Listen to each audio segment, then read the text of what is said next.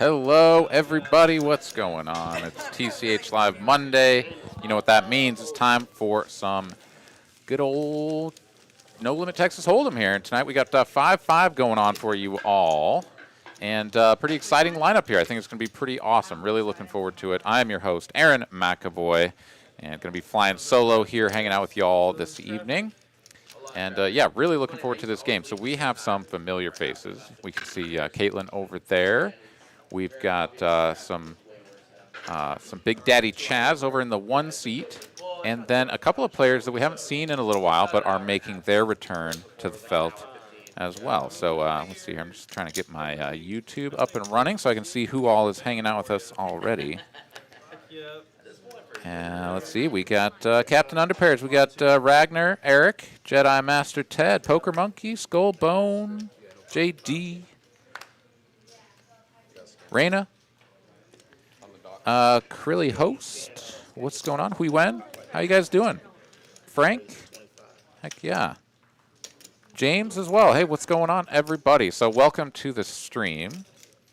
And let's get ready to rock and roll. We got Durr over in the 10 seat. Love that. Jazz here. Jasmine joining us here in seat number 4. TJ, Dr. J. So TJ and Dr. J going to do the battle of the J's. And Durr, I'm going to have to truncate that a little bit. Is going to 3-bet the first hand here. Caitlyn, after opening with the ace-5 of spades, is going to call. Play this one out of position. Checky, checky. Deuce of spades here on the turn. Let's see if Caitlyn bets or checks. Checks and gets another check back. Now after check, check, she can go for value with her ace. She's going to go big here as well. Oh, I guess it's only 225. I thought that was 3 black chips out there.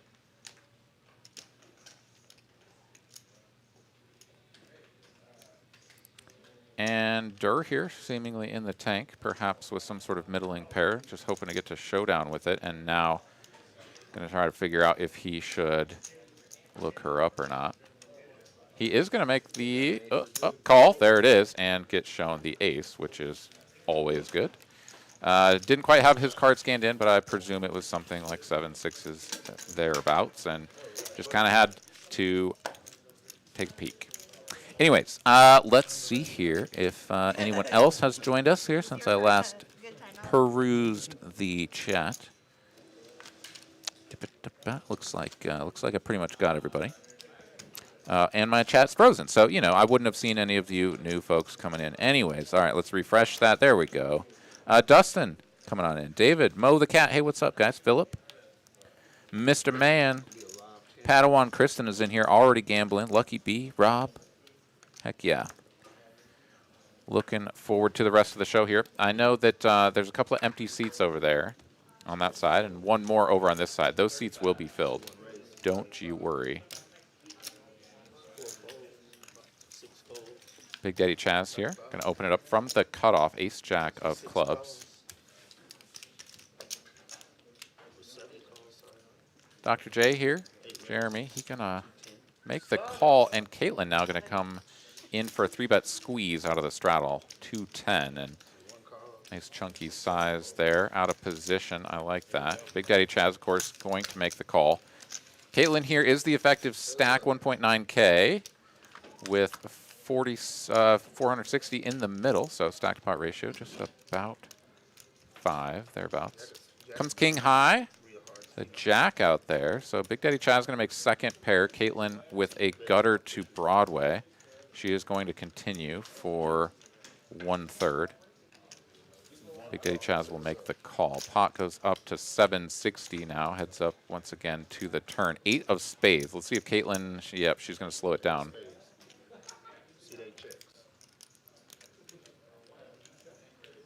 And Chaz here.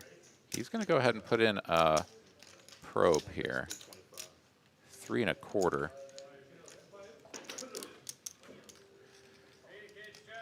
Yeah, ace queen here, no heart, is a pretty good spot to continue barreling. You really do have to sort of convince yourself that like you're going to go for 3 streets. as a bluff if you don't hit your 10 or ace on the river. Of course, we can see that the ace would be no good. But yeah, it's sort of like you have the best removal with ace queen there, and you don't block your opponent's flush draws that could continue. So sometimes ace queen of spades there is going to be a really good candidate to go ahead and keep barreling away, but Caitlyn decides to slow it down, and Chaz is able to take that one away with a probe on the turn. So well played by Mr. Chaz. Always nice to play in position when you have second pair too, because that makes it a hell of a lot easier to stick around and defend. BMW enjoying a nice bath, a glass of wine, and some TCH Live. Hell yeah, what better way to spend your Monday night than that? I really can't think of anything. Got a poll going on here. Have you smashed the like button on the way in? I just hit yes because I did. Troy's here in the chat. Hey, what's going on? Welcome.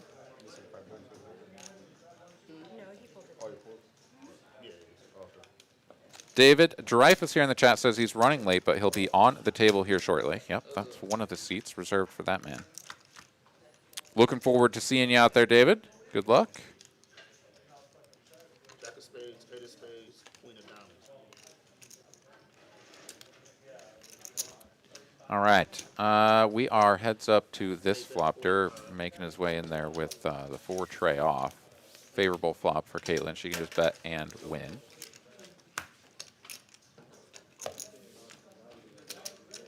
Jazz here buying in for the table minimum, I believe, of 500. And this is a 5K max, right?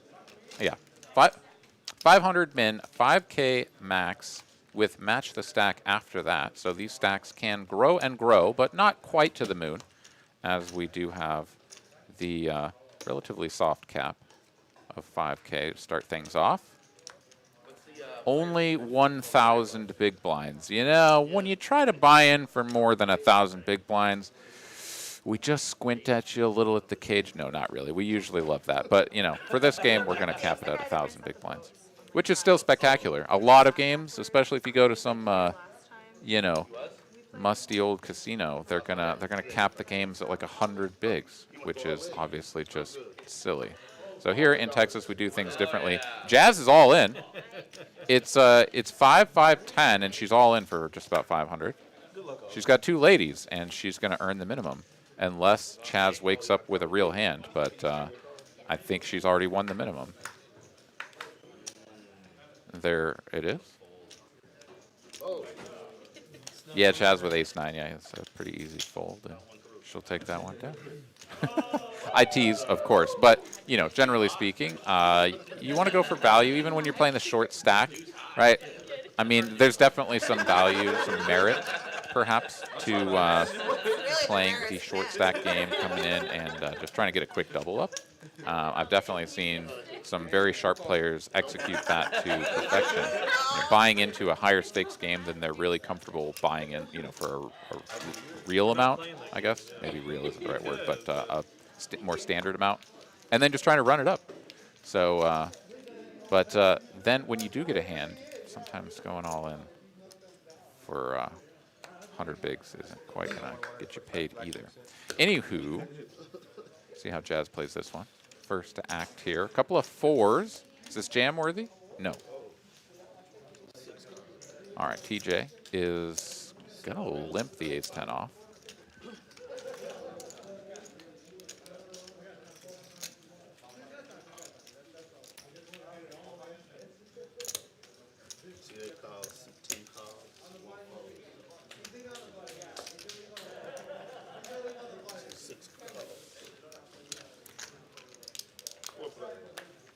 David Pratt, only time for 1 gamble tonight. Oh, well, okay then. Let's do this. Right after the hand. So you can go ahead and go first if you would like. Caitlyn here has a gut shot to a straight flush. Checks around to her. She's going to go ahead and fire in 1 black chip. Durr has the toppest of pairs, so he'll make the call. TJ here with a gut shot, backdoor, club flush draw. Yeah, I mean, it's kind of wonky. But he is just going to get out of the way. No further commitment on his part. 4 diamonds on the turn changes nothing. Caitlyn here going to check back, just realize her equity, and get there with the 5 of clubs on the end. So would have liked to see her continue betting on the turn. This pot would be larger, and now she would really be able to go for max value. As it stands, checking back and now betting when the flush card comes in, it's a little bit more suspicious. And yeah, I mean, Durr is able to just fold the top pair. So he certainly would have called a bet on the turn. And so that value was missing from the pot. But everybody's going to play their hands differently. I mean, there's certainly nothing wrong with realizing equity. That is the name of the game in very many spots. All right, David Pratt rolled a 22. Let's see if I can beat that.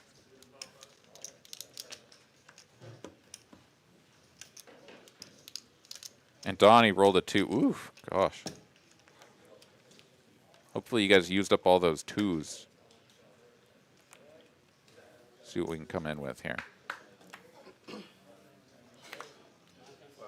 Probably just broke my chat again. Let's see if I can refresh this thing. 18. I freaking lost to the 22. Are you kidding me? All right, Pratt. I'm into you for another 20. I don't even remember what's on the note at this point. I'm gonna have to pull it up and see. Well, you're short-handed. Oh, we were back to even. That's right, because you gave me your 20 the other day. So, all right, I'm into you for 20 there, buddy. Oh, God. I think I'd have to be having some sort of conniption fit for it to get that high, but I believe in myself. Yeah, I know. Running bad, right? I will. I can't complain. I've been running pretty good on the felt here as of late. So I'll take that over the Streamlabs run good. All right, 7-5 off or 6-5 off. A real battle of the Colossi here. Jack high board. Checks through on the flop. TJ still done with this hand on the turn. 2 of clubs. And Durr here, yeah, he's just going to fire out a 2/3 size here and should just take this down. Yeah, easy peasy. David, pleasure taking your money. Yeah, no, absolutely. Anytime. Anytime.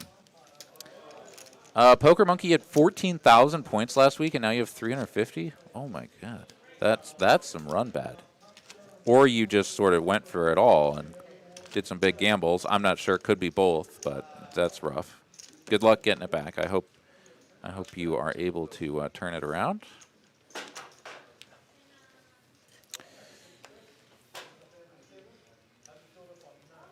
As we get this next hand going, I do want to let you all know that the WPT Steps tournament is back here at Texas Card House this weekend.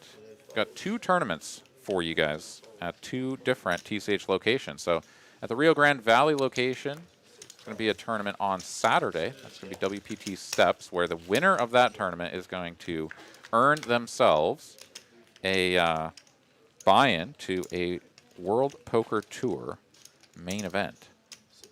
In addition, I think there's a little bit of spending cash as well. So pretty nice little deal there. And then the very next day on Sunday, this Sunday, a week from yesterday, is going to be the WPT Steps here in Austin as well. So if you guys are in or around the RGV or Austin area and want to play some tournament poker, come on down and check us out, Texas Card House. We look forward to seeing you. And send in somebody to the WPT main event of their choosing, and maybe they run deep, take one down. I mean, some of these things have close to $1 million in the prize pool, so pretty spectacular stuff. I mean, shit, more than $1 million in the prize pool most of the time. Sometimes better part of $500,000 for first, depending on the event. So pretty great value there. All right, we got the $10 straddle on here. Durr gonna be first. I mean, it's my dad's birthday, but I think I can pull it off. Is what he said. No, his dad's not feeling well.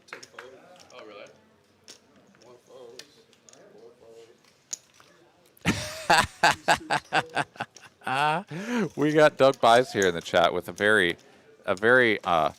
particular and pointed question. Would you suggest using Deuce 3 offsuit, otherwise known colloquially as the Dirty Diaper, as a triple barrel bluff against a player that's so nitty they don't 4-bet queens pre? out of position. Let me add that in parentheses there, out of position. Yes, I absolutely recommend it every time. You should keep doing that, Doug. I will, I'll fold someday, maybe. Probably not. Keep giving me your money, buddy. That was a really fun hand, though, and was pretty bizarre because I couldn't find the deuce 3 in your range. So I was trying to give you credit for something and still couldn't fold. So pretty fun hand, all things considered. Bet a 30. Caitlyn's going to call with her flopped top pair of eights, ace on the turn. So after Dr. J here fired out, he is going to give it up, and he was betting his 8 for value, but he's going to be out-kicked here by Caitlyn. So she's going to take this one down. I still don't know what it means. But We're taking one last longing look at the 8-7 off before it gets ceremoniously placed into the casket and lowered into the ground. All right, chip counts there. Big Daddy Chaz, the only player buying in for the full 5K max, and has chipped up to 5.4. Everybody else down there below. Of course, Jazz did buy in for just a little bit over, or has just a little bit over the min buy that she did buy in for. Please. That's what you need to do, KJ. That's how you would go.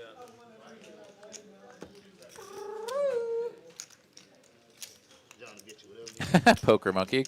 Glad he manages his bankroll much better than his loyalty points. Yeah, the poker bankroll, it feels more real. It is more real than the online internet points. That is true. However, for those, you know, up and coming young bucks that are trying to decide how to best manage things in their lives, you know, you could start with your TCH Live loyalty points. Really, you know, see if you can accumulate those. Get to the point where you just stuff them in an IRA or a bank account and earn interest and just live off of the interest. I don't know. Somebody could do that with TCH Live loyalty points somewhere, right? Maybe. Probably not. But you never know. There's always a lesson in there somewhere for somebody.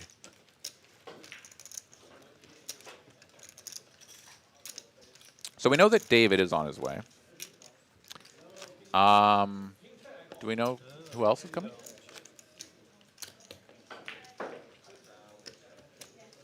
Okay, King Kaya is on the list, and we've been told that he's coming, I think. But we'll keep a seat warm for him, or cold. We'll keep a seat cold for him. That's what we'll do. He can warm it when he arrives. the live stream just came back today. None Jazz of here, those players are under the gun. $10 to go. This is the same spot before where she piled it in for the 500. She is just folding. Okay. I was gonna ask if that dude was still stuck out there or not. TJ gonna limp this, and Dr. J on the button.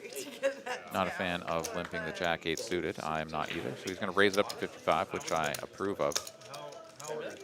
Big Daddy Chaz here. Queen Jack off. He's just gonna call here. I mean, I think you could 3-bet it. It's just kind of gross, and you're gonna be out of position. You're certainly inviting TJ into the pot where you could likely squeeze him out, but I think this is just fine. 3 waves here. TJ, man in the middle. Big Daddy Chaz first. Looks like 2 natural checks over to the pre-flop aggressor. He's got some good cards for a lot of turns. So yeah, C-bet for 100. Big Daddy Chaz, he's got a gutty to Broadway and the nuts, so he's going to make the call here. TJ's gone, and let's see if Dr. J picks up some equity on the turn. He does not, and that is sort of a tricky card to continue bluffing on. So he is just going to snap check it back. And Chaz here does have the best hand and will continue to have the best hand into the river. But let's see if Chaz goes for a cheeky little block or half pot sizing here just to push Dr. J out with any of his king highs. And yeah, he's going to go even just a little bit bigger, which, I mean, is also reasonable. I mean, you put a 7 or, you know, pocket 6s or something into a pretty tricky spot for the larger sizing, not just targeting the king high, which is going to get the job done. Obviously, jack high, even less likely to make the hero call than any of the other hands I mentioned. So Big Daddy Chaz knows what he's doing, If I had at least and he wins the queen pot. high, I would call in. Jedi Master Ted says that Streamlabs will not show you your points anymore. I was afraid Yeah, did you to try the capital P like E did? Also, hey, what's up, E? queen high for sure in there.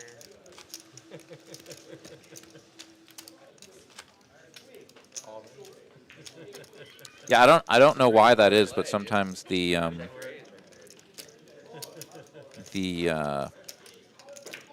Streamlabs algorithm, whatever, will only recognize the capital P. So, oh yeah, Skullbone was there trying to help you out. So,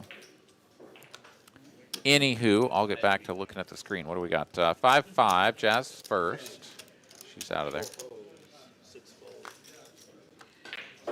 a good thing I didn't have to queen high then. I'm in a payoff kind of mood. Caitlyn will fold her button. Not trusting anybody. And we got a battle of the blinds here going on as Big Daddy Chaz and Durr going to go heads up here. Chaz in position with a dominating 10, but it's a king high board, which means Durr has the best hand.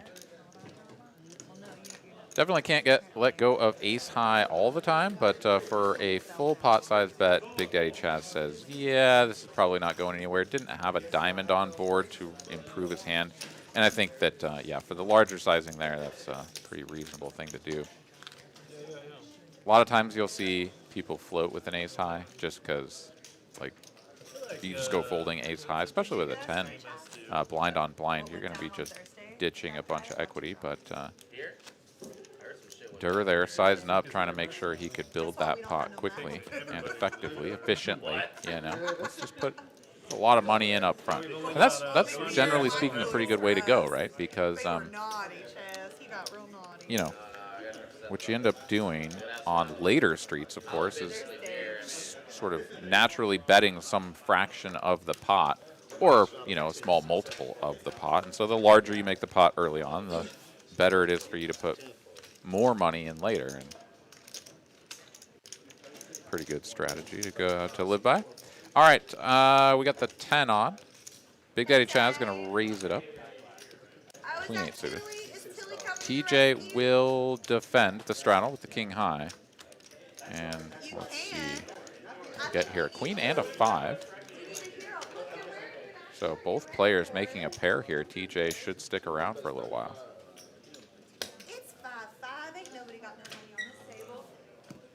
35 to go. TJ will make the call.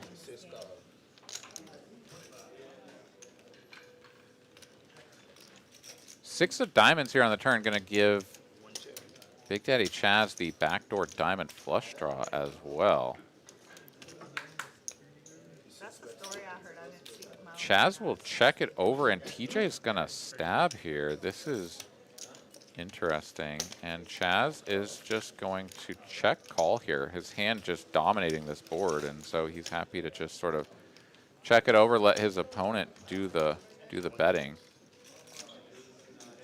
Chaz here checks the river, and now TJ with showdown value. I mean, he should just be checking this back to see if he can win. Yeah, he's going to announce 5, and Chaz will take it down.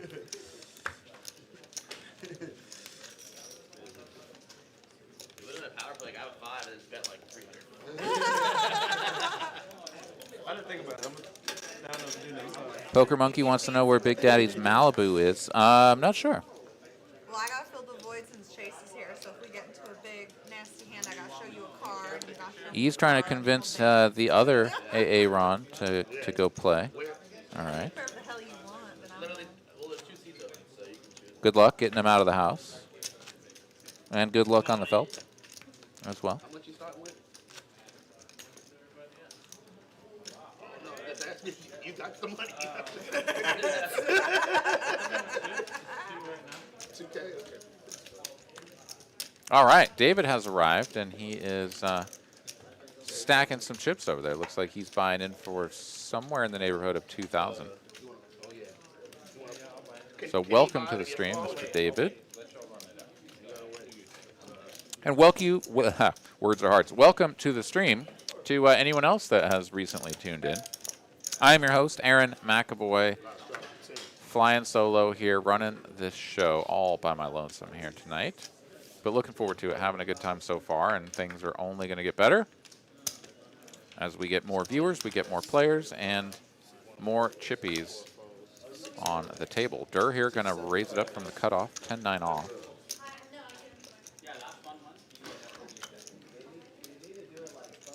TJ is going to make the call, and Dr. J feels priced in as well. Checks through. We don't quite have the board scanned in yet. Oh, there we do. Okay, 6-4 has flopped an up and downer.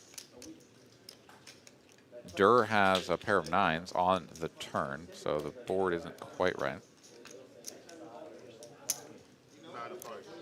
All right, so after checking through on the flop, Dr. J is going to come out firing, as he does have still the up and down straight draw. Of course, the 8 makes a one-liner. Durr is going to make the call for 60, and with 200 in the middle, we're heads up to a river. 8 of clubs, there you go. So one-liner on board. Dr. J does have the straight and should be going for value. See what he chooses for a size here. Nearly full pot, 175. And Durr here with just the pair of 9s. I mean, this is sort of a funky bluff catcher. I mean, you sort of block the nuts, I guess, but having the 10 of diamonds isn't necessarily the best thing ever, as some of your opponents. Nah, I don't know. It's kind of weird. It's just a tough spot. Anytime there's a one-liner on board, just makes it tough. But he's cutting out calling chips. I mean, this pot is small at the same time, right? And so sometimes when it's like relatively cheap to look your opponent up and sort of put your foot down, plant your flag in the sand and be like, no, I will not be bluffed, you know? It makes it a little bit easier to go for the thin bluff catches. Still thinking this one through. Let's see if he settles on call. And once the chips are in hand, it feels like it's destiny to make that call. But oh, he sets him back down on the stack now. He tickles him a little. Maybe they're back in their home, snuggled up, all warm. And nope. They're going out there. Yep, there it is. He makes the call, and Dr. J show him that 6 of spades and ship the pot. 550. Dr. J. Fresh as a daisy. Abby Girl, Texas 07. Thank you very much for subscribing. Hey, what's going on? Welcome to the team. You're like a daisy. Have you seen a daisy? She's like a bit of a wilted daisy. Mo the Cat here wants to know if I'm related to the famous poker legend Tom McAvoy. Perhaps somewhere in the lineage there is a connection. In fact, I'm pretty sure there is somewhere back there, but you know, he's not my grandpa or my uncle once removed or any of those things. Not sure that's a thing, but you know, just pretend. In any case, never hung out with the guy, never met him, but yeah, definitely a poker legend, and I can only hope to accumulate any fraction of the notoriety, fame, poker accomplishment that man has. So, yeah. And I had 6-4 offsuit, so I had 2 pair. They both have a straight. One has a straight to the 7, one has a straight to the 8. And I'm like, oh well. I don't show any of my cards. The 5 pairs on the Just turn, read they all Ragner's my card. chat post there. That's fantastic. Y'all can read that one for yourself. Like, That's let's go, really good. premiums only. Jedi Master Ted flexing for me in the chat. Hey, thanks, man. Appreciate that. All in. C4's all in. 6-6 fold. Carlo the chat pro has joined us. What's going on, man? Big Daddy Chaz 3-betting to 115 with the king queen off after Durr open, and Jazz is all in. You just told it. She told everybody she had 2-7. Now you ruined the whole. Now, Durr here should be quite familiar with Jazz's play.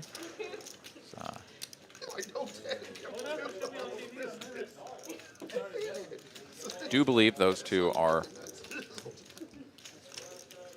here together. Oh.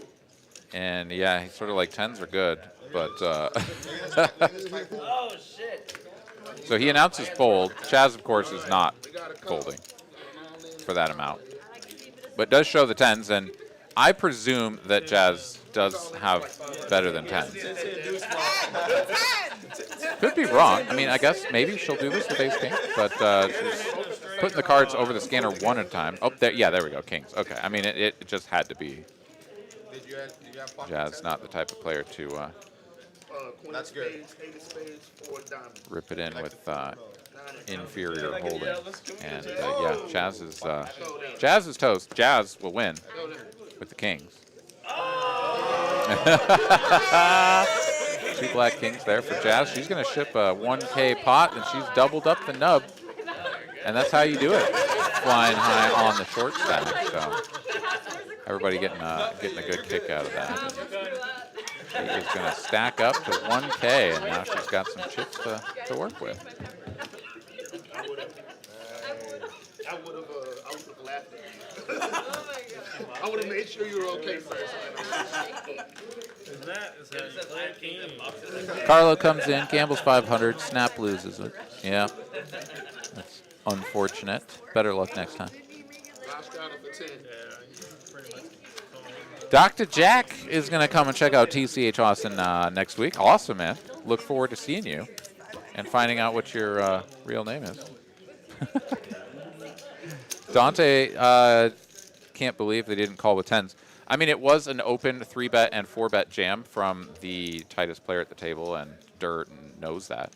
That's his girlfriend. So he knows that she's not doing that light. And with Chaz behind, right, I mean, it doesn't really matter. I mean, obviously some people might go down a road that we don't have to, but you know, when you have a hand that's strong but like also vulnerable, like tens, and it goes 3-bet, 4-bet, like what are you gonna do? Right, with tens, are you gonna 5-bet and hope that Chaz is gonna get out of the way, and then you're gonna run your tens against what you know is a really strong range, or just fold and not have to worry about it, right? Like even calling there, with the opportunity, you know, with the betting reopened for Chaz, who, you know, if he has a real hand, it can come over the top, and then you've just torched your 500 instead of your 115.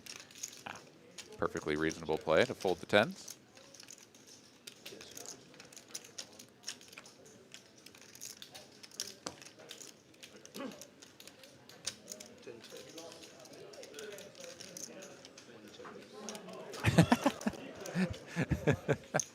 I hope I don't find out why he's named that, Ragnar, but, you know, we'll see. Alrigy, yeah, Chaz folds, TJ wins. There was an 8-high board out there, and TJ was betting, so seems like a good time to ditch the old queen jack high. All right, taking a look there at the chip counts once again. Jazz up to the 1K, and Chaz still the largest stack on the table.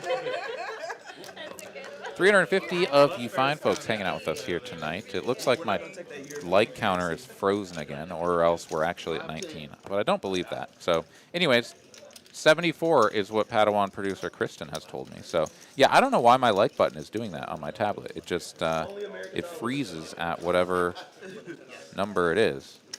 Even if I unlike it and then hit the like button again, it still stays at 19. So whatever. Chase in the chat. Hey, what's up, man? Good to have you. Welcome.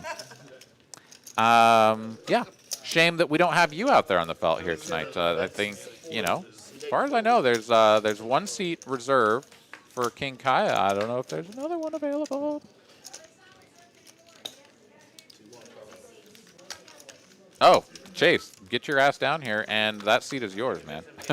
I've just been told by Padawan producer Kristen that the other player that was going to sit down in there is not joining us. So we do have...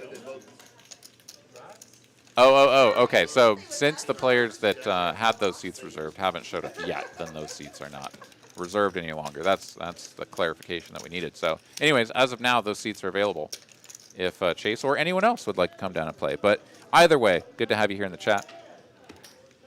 Queen 5 of diamonds, going to flop middle pair here for Big Daddy Chaz after Dr. J opened the button. 8-6 of clubs. There's one club out there, and this is a Broadway board.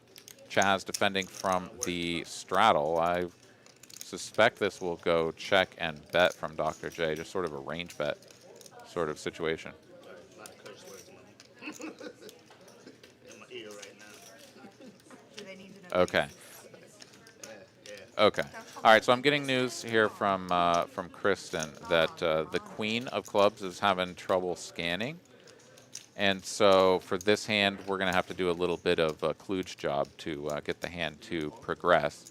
As I don't know, it's sort of one of those things where you need the board to scan in order to progress to the next step in the hand. And anyways, bear with us as we deal with the technical difficulties of 15 minutes ago. And then we will progress with the hand. I just updated him. Hago P95, who's commentating my name, is Aaron McAvoy, AA Ron, hanging out with you here tonight. Welcome to the stream.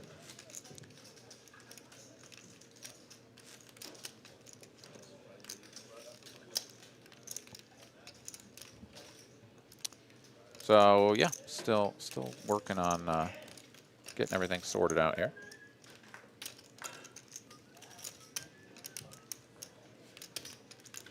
Happy to be hanging out with you guys as we do each and every Monday night from 6 to 10 p.m. Central Time here out of Austin, Texas Card House. I'm going to be up in Dallas this coming weekend for the Chat Pro meetup game. Really looking forward to that. Going to see a bunch of familiar faces. Going to see some Chat Pro faces that I've never seen before. So really looking forward to that. And going to play the tournament on Saturday. Going to play some cash games on Sunday with everybody. It's really just going to be an awesome weekend. So super looking forward to that. If anybody is in or around the Dallas area that wants to join us, the cash games are going to be running on Sunday. And somebody tell me in the chat, or let us all know in the chat, what time is it that we're kicking off again? Is it like 4 p.m. or something there on Sunday? Hago P says, sound like Nick Schulman. I have heard that plenty of times before. Thanks, man. That is definitely a compliment. I do appreciate that. So on the flop here, Chaz donk led for 60. And I do apologize for getting wrapped up in the Chat Pro meetup game there. I missed the action a little bit. So Chaz donk led got called, I suppose. And then the action check, and then check, small bet, and a call. Big Daddy Chaz will take down the pot there. So interesting play there from both players, I would say. Poker Monkey, Ragnar, Captain Umpires, everybody saying 2 p.m. for poker. Oh, noon for barbecue. Wait a minute. Barbecue at noon. Are we going somewhere, or are we doing it there? I didn't hear about barbecue, but that sounds freaking awesome. Also, to answer your question there, Dante, yeah, no partner in crime here tonight. It's just going to be me. Crowding 10,000. Thank you very much for subscribing. Welcome to the team. Anybody else that hasn't subscribed to the TCH Live YouTube channel, also think about obliterating the subscribe button whilst also contemplating obliterating the like button. Be fantastic. Would appreciate you. Sonny Bryan. Okay. All right. This is all good to know. I mean, I'm going to be up there on Saturday, so I would have learned all of this, and I'll sort of try to get caught up as we get closer, just to make sure that I know what all is happening. But that is really good to know, because I love barbecue, and I want to eat barbecue. So doing that with all you guys is going to be awesome. Sonny Bryan Smokehouse. Okay, perfect. Did he play on Monday? Yeah. He won like over, he won like 15K or some shit. He did well. He won a 35. You did really well. Blake did really well. I lost money. Okay, I just put in a note so that I don't forget it. And yeah, really looking forward to it. That's going to be awesome. All right, a couple of deuces here for TJ in the hijack. He's going to limp it. Dr. J will raise the 7-6 off, and David has the look of a man that's folding and sort of doesn't want to. 7-3. No, he's going to call instead. Okay. Generally, don't want to put on the fold face and then call. And TJ's going to fold the deuces? Limp fold the deuces? No. Can't be doing that. The deuces never loses. He takes a peek at the flop, and sure enough, there's a deuce. It's always coming deuce. Can't fold. Last time I was in seat 1. Limp call all day. Oh, look at his face, too. TJ knows. TJ knows this was mine. This was mine. Dr. J will continue. Dave gets out of the way because he has gutty and backdoor spades. I mean, I don't know. I guess 7-3 needed to flop a boat or something to continue, but didn't. And that'll be the end of that one. All right, cumulative winnings. Jazz there up the most. Durr stuck about 8 hundies. What? Raina, thank you so much. Appreciate that. Yeah, I love barbecue. I'm ready. No, they're talking about red last week.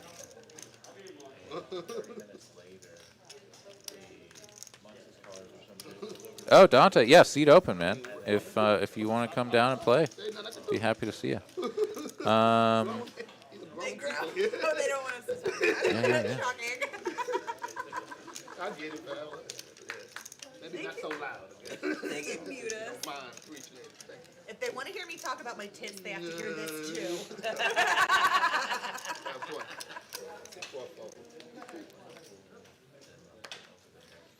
Somebody tell me, does Sonny's, do they do a good beef rib there? Because there's nothing quite like a really good barbecue beef rib. I love pork ribs, don't get me wrong. Like, I will eat the hell out of a rack of pork ribs, but good beef rib, man. Make your eyes roll back in your head. Ace 9, 8, 2 hearts, 1 spade. That's top 2 for Dave and top pair for Durr. Some chippies are going to go in here, but Dave, yeah, generally speaking, doesn't play these very quickly. And by quickly, I mean with, upfront raises. Tends to be a little bit more tricky, trappy, and here he's just going to check call 50, check call 100, and it just runs out a bunch of hearts, and this pot could have gotten a lot bigger earlier. Now it's just going to go check here on the end, and Dave will show the winner and win a relatively modest size pot.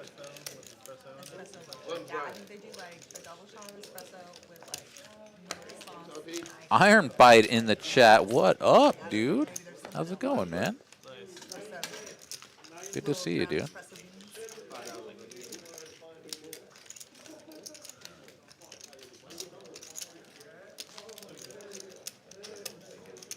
Gonna be a lot of shots for 10.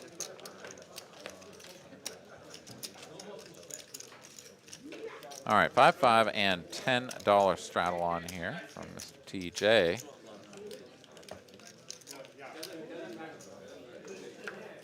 love you. They grown. I'm not gonna. Big Daddy on the button.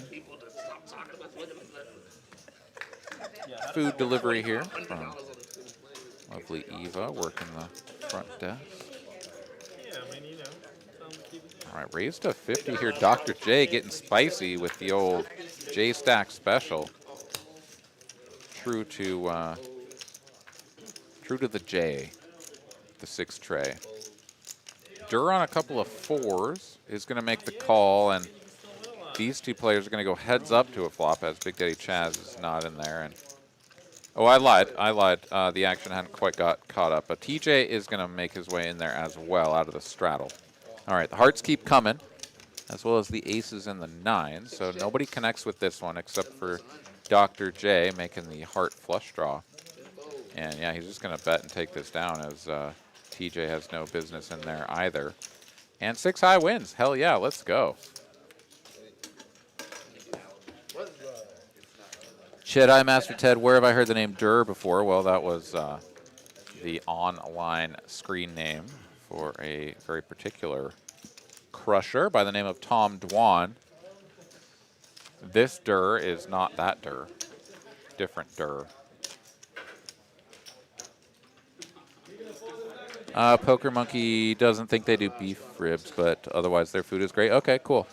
I mean, I usually will go for like, you know, the 3 meat plate or whatever anyways, and just sort of chow on a mix of different things. But oftentimes that doesn't include beef ribs, right? Like that's like a special thing. You got to pay like 18 bucks or whatever. But man, I always get that if I can. Because if you find a good place, if you find a place that does a really good beef rib, oh man, there's nothing quite like it. Anyways, really looking forward to seeing you guys up there and for grubbing down. Iron Bite been dealing with some health issues, dude. No apology needed, brother. Get yourself taken care of, and I hope you're feeling better. Hope that you and everyone that is listening and watching is doing well, staying healthy, feeling good, living the life, living the dream. Dr. J is living the dream with top and bottom pair on the flop, 10 tray off out of the straddle. Dave here picks up a gutty on the turn. After check flop goes bet 50 call, and deuce ball on the river. Wheel comes in, and how do you see this coming if you're Dr. J? I mean, you're going to be betting this for value all day. Should be going pretty large too. Yeah, over bet. And Dave clicks him to 500. Interesting. The click back, the snap click back here. And I mean, this is so strong. Like, does anybody ever have a bluff in a million years here? I mean, your hand is super strong. You got 10s and 3s, and the only reasonable thing that came in right now is a straight. Well, And what kind of straight do they have? Ace X, Ace 5 of clubs, right? Like one effing combination, I guess. You get floated by the Ace 5, not of clubs. But yeah, sure enough, it's just the nuts. It's just always the nuts in that spot. And Dave still gets paid. Well played. And yeah, Dr. J just sort of resigned to his fate there. Put the extra 250 in the middle.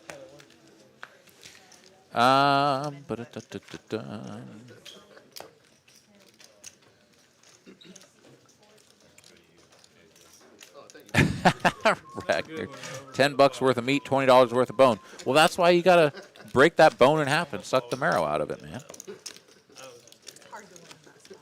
Ooh, the onion rings are killer as well. Okay, sweet. No, this is gonna be awesome. Let's see here. We got PSW 929 and Animals for Life. Thank you guys both for subscribing. Welcome to the TCH Live team. Take a look at this and you won't fold. You got it. You can't fold. Hope Jones says, need a good rub and then dunk them in some barbecue sauce. Yeah, I'm a big fan of good dry rub, like on both chicken wings and like a pork shoulder or a beef. Like I much prefer even just like dry rub only than dunking it in the sauce. If you've got the right pitmaster that just sort of does everything right up front, then the sauce is really unnecessary. Right? It should be moist already if there's plenty of fat content and it hasn't gotten just, you know, cooked all to hell. And then the flavoring from just the meat itself and the dry rub, yeah, can oftentimes just do the job. Big Daddy Chaz there with aces, flop top set, and Caitlyn has nothing. So, you know, just quick and easy, painless death.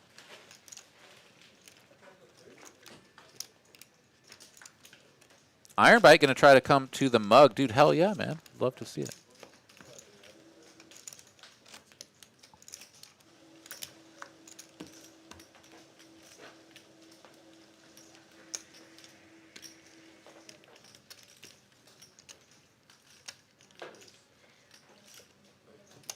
Ragnar wants to know what's on Caitlyn's glasses. I don't know, some words. Words are hard, so I didn't quite read them. But we'll perhaps get another shot at it. They're on top of her dome piece right now, so not quite at the right angle, but we'll keep our eyes peeled. Chaz here going to raise to 25. Dave will make the call. Dr. J will make the call. And now Caitlyn here. Gonna fold the king 9 off.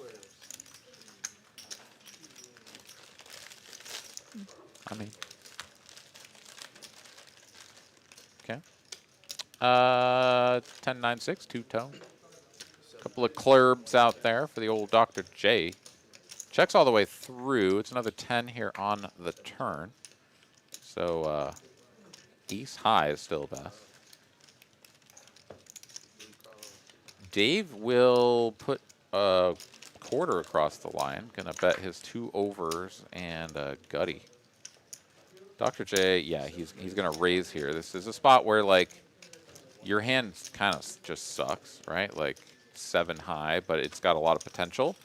And yeah, those are the best hands to raise. So does put it out there and it's just gonna take it down all nice and easy style. You don't want to see a river when you have a flush draw and a straight draw? Poker Monkey says, do a pork butt with a dry rub on the smoker now and then. Yeah, that was my favorite. That was my go-to when I had my smoker. I live in an apartment complex now where not allowed to have a smoker. I mean, I understand the concept of like people can't be trusted with flammable devices or whatever when there's a lot of people living there. I mean, I get it, but it's just also super frustrating because, man, I had to get rid of my smoker and my grill. And I did most of my cooking on those 2 instruments. And it's just always a challenge to go back to only cooking over the range. In any case, pork butt with a good rub on it. Oh, man. Yeah, that was my go-to. I had it down to a science, too. I had spreadsheets and stuff where I'd keep track of my temperatures and everything. Sort of knew exactly how everything was developing.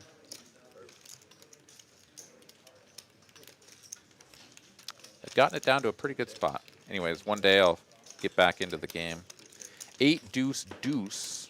Top pair, top kicker for Mr. Dave. He's going to put a wager out there. And Big Daddy Chaz with a couple of overcards. I mean, he could get spicy, but he won't.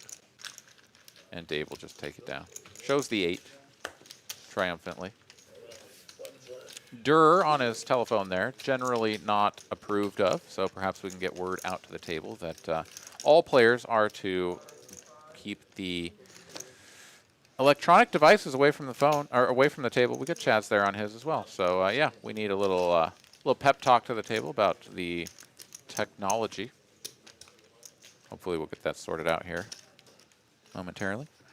Drake here, propane or charcoal. I was always a propane guy. And I mean, I've definitely done it with charcoal, but it's such a hassle. You get everything all sooty and gross. And to keep the coals burning at a consistent temperature and everything is just always sort of a nightmare. I got to tell you, big fan of the propane. I'm with Hank on this one. All right, Caitlyn here, a couple of 7s on the button. She's going to raise this up to 35. And gets 3-bet by Durr here from the small blind. 135 now with a, as of now, unknown hand. There it is, King 8 offsuit. All right, definitely layering on the dry rub spice this time. Okay, back over to Caitlyn. She's got a quick call, easy call. All right, here's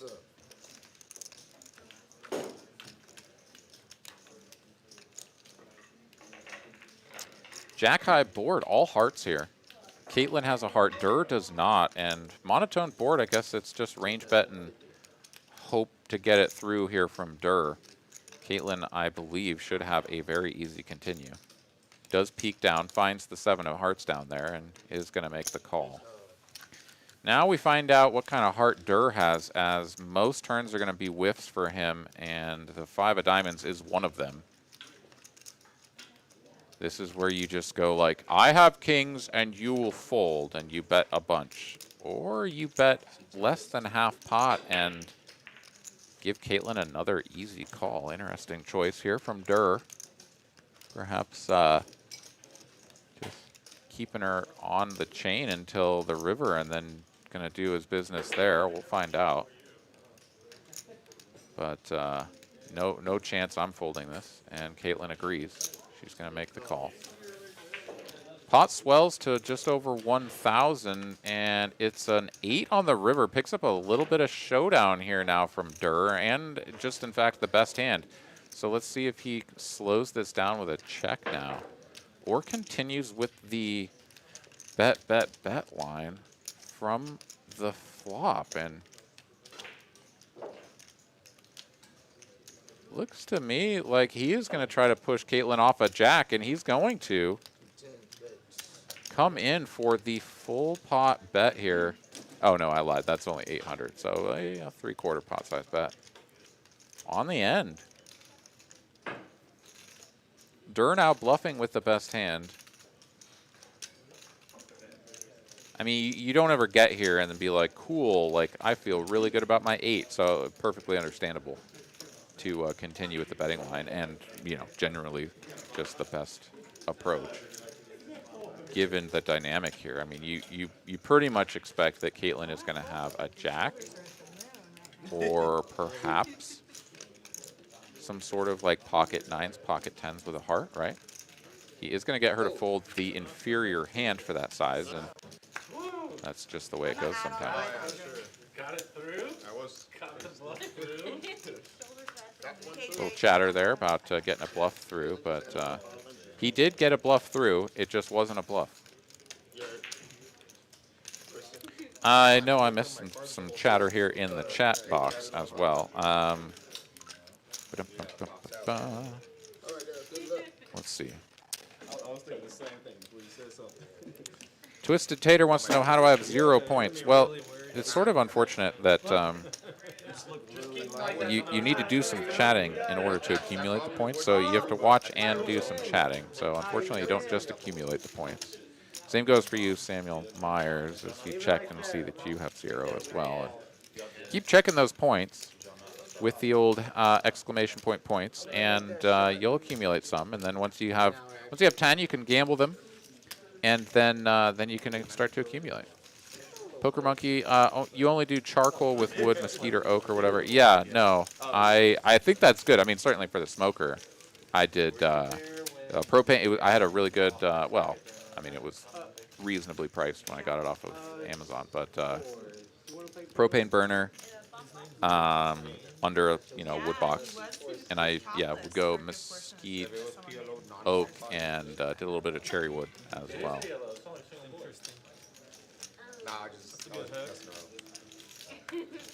Sick Puppy here says Papa's Barbecue has beef ribs. Yeah. Sammy gonna get some Oreos and milk to watch the stream. Hell yeah, man. And Red here says gotta cook with real wood, the best. Yeah, no, I agree. Carlo, hickory, and applewood chips. Yeah, man. Yeah, I mean, I got a couple bags of chips off of Amazon as well, and had never run out of those, so never really branched out and went to applewood or anything else like sort of off the beaten path. But maybe it's not off the beaten path, but it just wasn't what I was working with.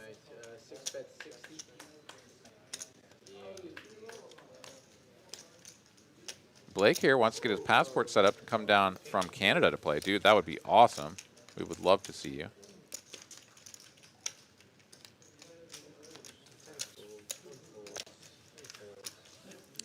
And Tapped In wants to know, what city is this casino located? Well, this is a card room, not a casino. The only game we play here is the game of poker, but this is in Austin, Texas.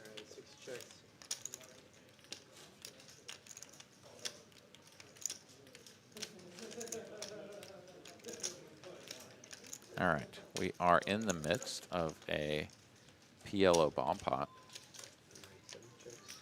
Heads up between Dr. J and TJ. Battle of the J's. Check, check on the turn, king of clubs. Dr. J has a pair of kings with a queen kicker. That's going to freaking win this hand. It is. TJ had spades and a jack, and that's no good. One pair wins a PLO bomb pot. I don't know that I've ever seen that before on stream. Any old vote for a brand new and I'm being perfectly honest with you. I really don't think I've seen that before. But there you have it. One pair can win. And they said it wasn't possible. Let's see. Dustin here wants to know, have I tried the smoke tubes with the pellets? I don't know exactly what you mean, but I've seen the pellet-driven contraptions before. And when I was a kid, we had a pellet furnace to heat our house. So I'm familiar with the pellets, but and I've seen them before, but I've never cooked with one. From what I understand, they're super good at like regulating temperature, so you just like set them and forget them because it kind of does all the work for you, which is nice because I will tell you that my propane smoker that I had was a real pain in the ass. The wind would start blowing and whatever, and the temperature would fluctuate like a mofo on that thing. So that was something that I didn't appreciate, especially if I was smoking overnight, because I'd get a good setting set up and have the alarm go off if the temperature fluctuated too much. But, throughout the course of the night, I was probably getting, 10-degree swings and just had to deal with it. Billy Big Time, what game are they playing? Dealer's Choice? No, definitely not. They are playing No Limit Texas Hold'em, and that is the only game. Until the Bomb Pots, at which point they will be playing Pot Limit Omaha. So that is why you saw them playing 4 cards instead of 2 there, was because we had a dealer change. And then they get the bomb pot.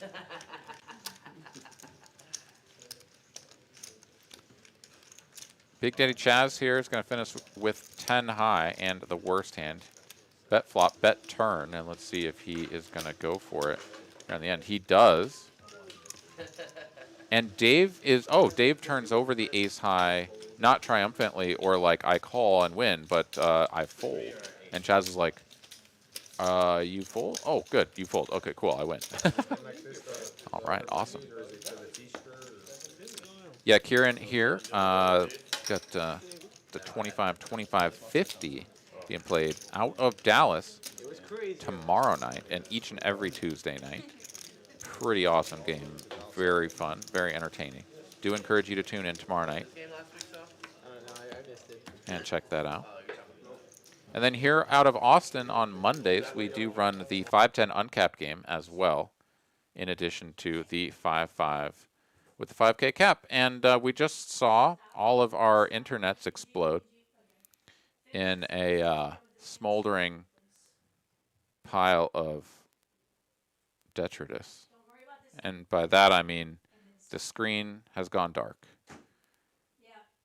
I presume that all of y'all can still hear me, though. And so I'm going to keep yammering away as we get the hamsters back on the wheel and try to power everything back up. A couple of you guys here in the chat saying that you can't handle the gas grill. I mean, so yeah, the gas grill, I get it. It's not the sort of standard, like, old American way of burning old crusty shit and doing it that way. But it's so much easier, right? It's so much easier and so much less of a hassle, and you just don't get covered in black shit. I don't know. I'm a big fan. I'm a big, big fan of the propane. And Hank Hill will tell you the same. So, maybe we're onto something. In any case, since we have a little bit of time here while we get the hamsters running again, if you have any questions for me, drop them here in the chat and do our best to answer those.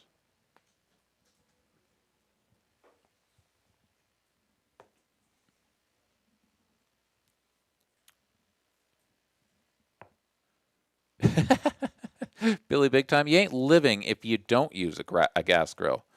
Yeah, I mean, there you go. You ain't living. You're a zombie if you use a charcoal grill. So do you want to be a zombie or do you want to be a real person? I don't know. It's up to you.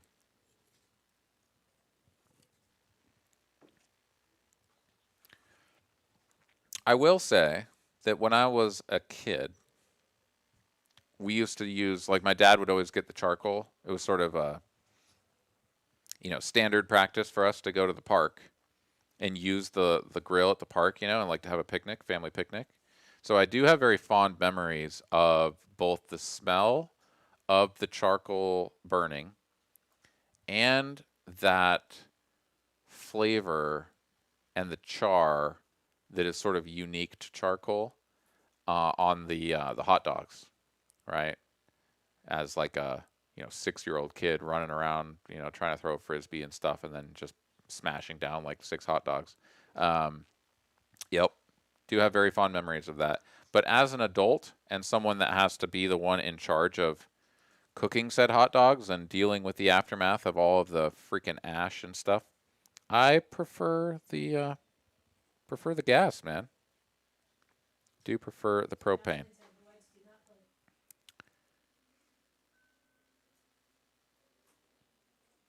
Kyle Parker here thinks that I have a wife and that she has a boyfriend like his. But no, I don't have either of those. And yeah, I mean, let's see here. Yuck. No, Emrete. Sorry, I probably butchered that. Who is Jazz? Local pro? She's definitely not a pro, but she is local. She is dating the man in the 9 seat, 10 seat, whatever it is, 10 seat, I guess. And she's popping on in to have some fun.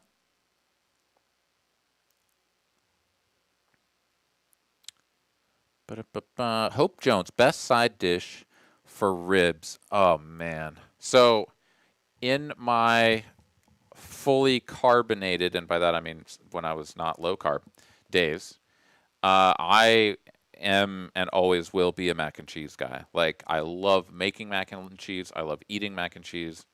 I just, yeah, big fan of the mac and cheese side. And that is honestly one of the biggest things that I miss from going low carb, because I would eat mac and cheese regularly. It's just so freaking good. But yeah, that would be my go-to, not just for ribs, but for pretty much any barbecue, is the mac and cheese. Let's see, what is the other favorite of mine? I guess, like, I've had a pretty darn good either green beans with, like, bacon and onions and stuff, like the really good green beans. Or, like, fried okra is pretty freaking good as well. So I guess those would be my go-tos. Not usually like the big baked bean guy, or even coleslaw. Like, I've had good ones of each, but those just aren't really my favorite. Chuck C, never liked the taste of lighter fluid. Yeah, no, that was one possibility. If the charcoal kind of went out while the dogs were still on there, Dad goes over there and hoses it down with lighter fluid, and whoosh. Yeah, no, you could get some fluid taste on your dogs. That's not great. That's for sure. Josh McGowan left and came back, and I'm still talking about food. Yeah, well, we're kind of trying to hold things together here on the home front, as we did just suffer a catastrophic hamster failure. And we're trying to get them back up and running. The paramedics are on site resuscitating them as we speak. So bear with us. We'll do what we can and hopefully be back up and running here in just about 7 minutes and 15 seconds. Angola Slim, I came for poker and instead I'm listening to an episode of King of the Hill. I tell you what. Yeah, sorry. Definitely wasn't our intention, but sometimes the heat stroke will take those hamsters down, and just gotta roll with it. Red Polino, yeah, currently live in a city they won't let you cook on wood. It's awful, man. Yeah, I mean, like I said, I get it, but when I moved in, or when I was looking at apartments and I found this place, I said, "Is there any chance I can chain up my smoker or my grill here and not use it?" And they said no. Like, it's just like, we won't allow them on site because they're a fire hazard. and I think it's their insurance is what it comes down to. I know that in New Mexico, it may have been dictated by the insurance companies as well, but it was actually like a ordinance that said you couldn't have it on any story above the first, even if you were only storing it. Right? So you could have a smoker or a grill down on the ground floor, like chained up to your balcony or whatever, if you were on the ground floor for whatever reason, but nothing above that. And that was like a city ordinance where I lived. And I lived on the second floor, so I couldn't keep mine there. I had to chain it up at work. That was kind of funny. But here, I think it's just a pure insurance thing because the property management or whatever wasn't going to go for it, even to just let me chain it up out there. Drone On says squirrels are more reliable than hamsters. Well, that may be true, but I don't know. I feel like their wages, they just demand higher wages. So I mean, we're running a skeleton ship over here. We gotta stick with the hamsters. JTN 1968 joining us here. Hey, welcome, man. You got in just in time for us to be broken down, but we're T-minus 5 minutes from getting back on the air. Thanks for tuning in. Chuck C. smoked mac and cheese. Yes. Yes. Pretty much any mac and cheese, but oh, so good. JTN here. Did I find out if Pratt, Carolyn, Caitlyn, or some combination thereof are coming to the mug? Well, here's what we don't know. Here's what we do know. I'm coming. What we don't know is whether those other people you mentioned are coming. I was trying to recall my conversations with said folks, and we actually haven't narrowed it all down because there's some potential conflicts, at least for Caitlyn, and that may also involve Anderson. I know he wanted to go up there. He may still be planning on it, but there was some potential conflict. When I spoke with Caitlyn earlier, she said that it was a little bit later, like on Tuesday or something, that she was going to have to do something so that maybe she was still free for the weekend. I don't know. I can't speak for everybody, but ideally, we're all going to be there. I mean, that is certainly an ideal world. So we'll do the best that we can to make that happen and see you up there, man. That'd be awesome. All right, here's a question from Jeff. This may be Jeff from the stream, but it may just be a different geo. Anywho says, what's the biggest difference between 2-5, 5-5, 5-10 from a strategy and player skill perspective? Well, so I can only speak to the games here in Texas because those stakes are going to sort of change, like the skill and the strategy, whatever, is going to change based on what location you're in. So if you go to a casino, let me just quickly talk about, casino games, say in Vegas or something. The difference between 2-5, 5-5, and 5-10 will probably be fairly modest, because most of those games are going to be capped anyways. And so like a 2-5 game may be capped at 500 or 1,000 or something. 5-5 might have the same cap, and then 5-10 could maybe be like a 1,500 or a 2K cap, maybe, but could also be capped at 1K. So those games are all going to be playing like 100 or 200 big blinds deep on a cap. And so the size of the blind at that point is sort of meaningless, because the number of big blinds is the same, and you're buying in for like close to the same amount, 500 to 1,000 something. So those games probably not going to be a lot of difference. And maybe someone with more experience could tell me otherwise, and I'd defer to them. But when it comes to those stakes here in Texas, the strategy and the player skill changes dramatically. 2-5 is like a true mid-stake size here. And in most places, that's considered a pretty small stake.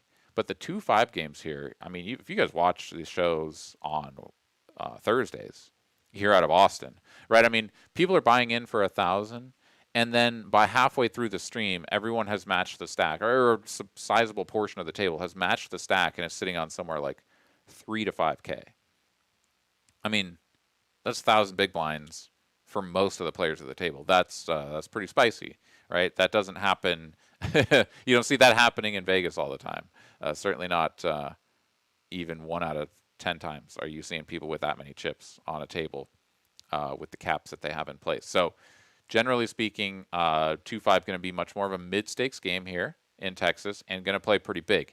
Once you go to 5-5 or 5-10, generally those games are uncapped. Here we've got the 5-5 with the 5K cap, which is still playing pretty big. And yeah, I mean, the bigger games, especially the uncapped, the 5-10 games and higher, those games are going to get real spicy real quick. And the best players are going to be playing those. So you better come with your A game in place. That much is for sure.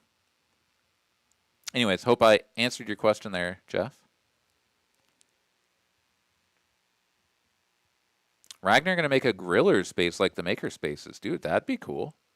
I mean, I think it's, I don't know. I mean, it's kind of a cool idea, but I'm going to go off down a tangent there.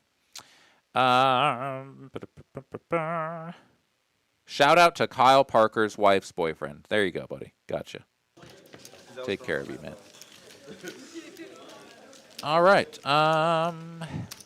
Let's see here. Just scrolling through the chat here. JTN says Lottie and Anderson said they're coming. Yep, that's true. I have heard the same. So hopefully that is true. All right, we're back up and running. The stream is alive. The hamsters' hearts are beating once again. We've hydrated them, and they're ripping and roaring. And Dante has joined us. I recognize those tribal arm tattoos anywhere. Dante is in the 2 seat and ready to rock and roll. So the blinds are out there, and we're getting ready to roll. Let's go.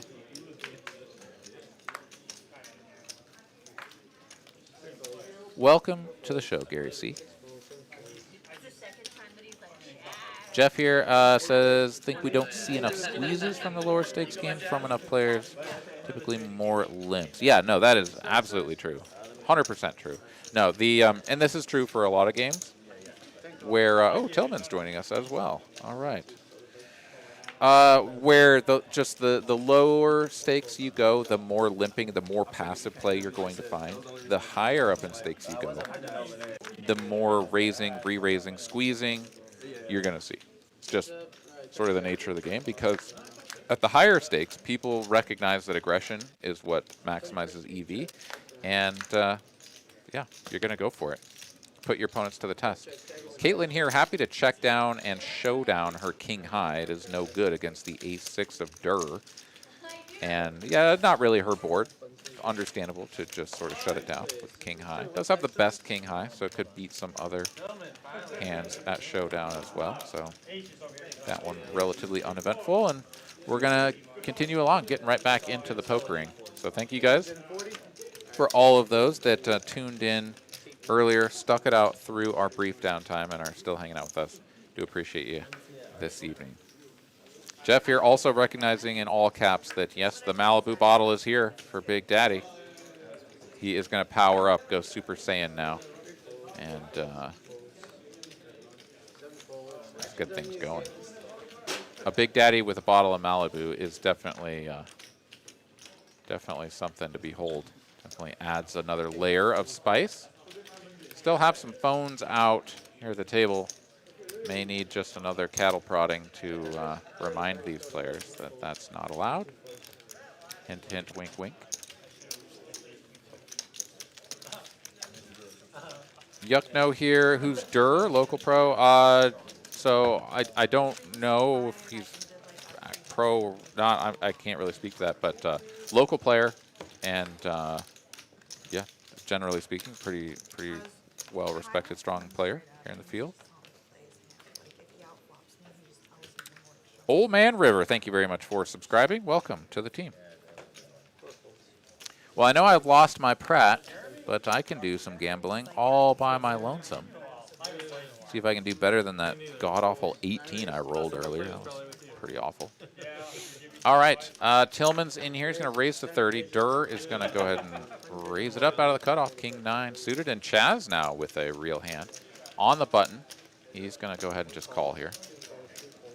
Ooh, 59. That means I win. I like you.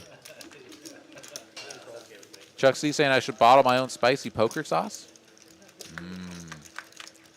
I have made a barbecue sauce before, and I won the little competition that we were in. It was just we had a pig roast at a friend's place, and or not a friend's place, at my place at the time where I was living, and I had a bunch of friends over, and we did a little pig roast and a barbecue sauce off, and then did a little competition on sides as well. My barbecue sauce did win, but I don't remember how I made it, so just be sort of floundering around to try to recreate it. Tillman here has flopped a flush, and he will almost certainly win this hand if Big Daddy Chaz decides to call. It is a bet of 710 into a pot of just about 400. And Chaz has top pair here, but, like, is top pair ever good? Tillman raised pre and is now just ripping it in. And I mean, Chaz has played with Tillman enough to know that Tillman is prone to doing this with his best hands. I mean, he can do this with some bluffs. I mean, Tillman has shown a bluff every once in a while.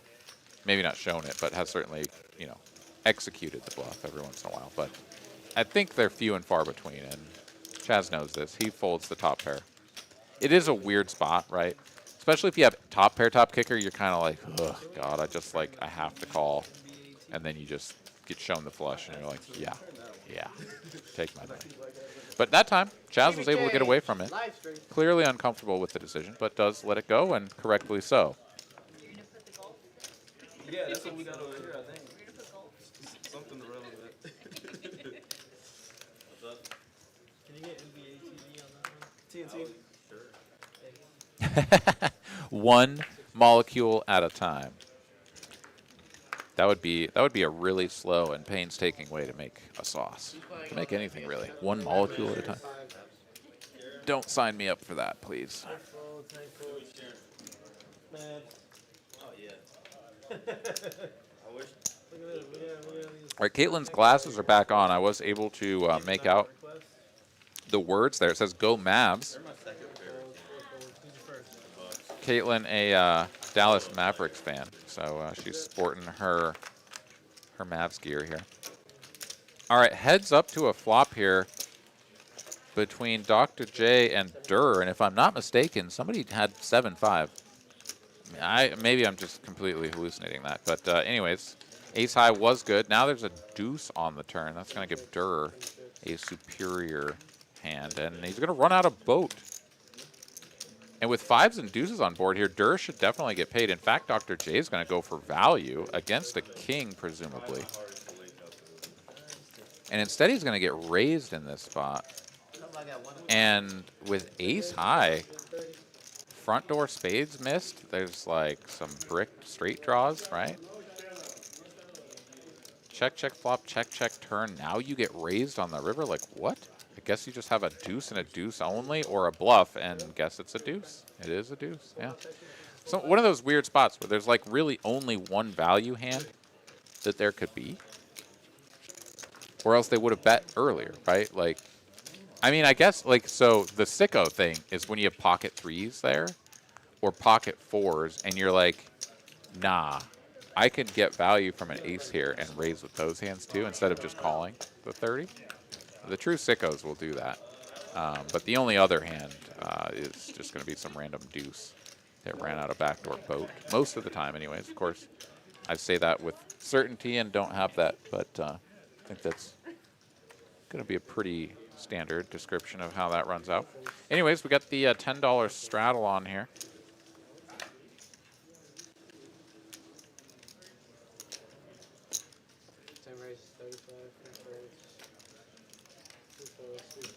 Raina says that people need to use capital G when gambling as well. I was able to gamble mine with the lowercase. So is Hammerfly. I'm not sure if that's true. Maybe some people are struggling to get it to go through and others aren't. I'm not sure, but I know mine went through.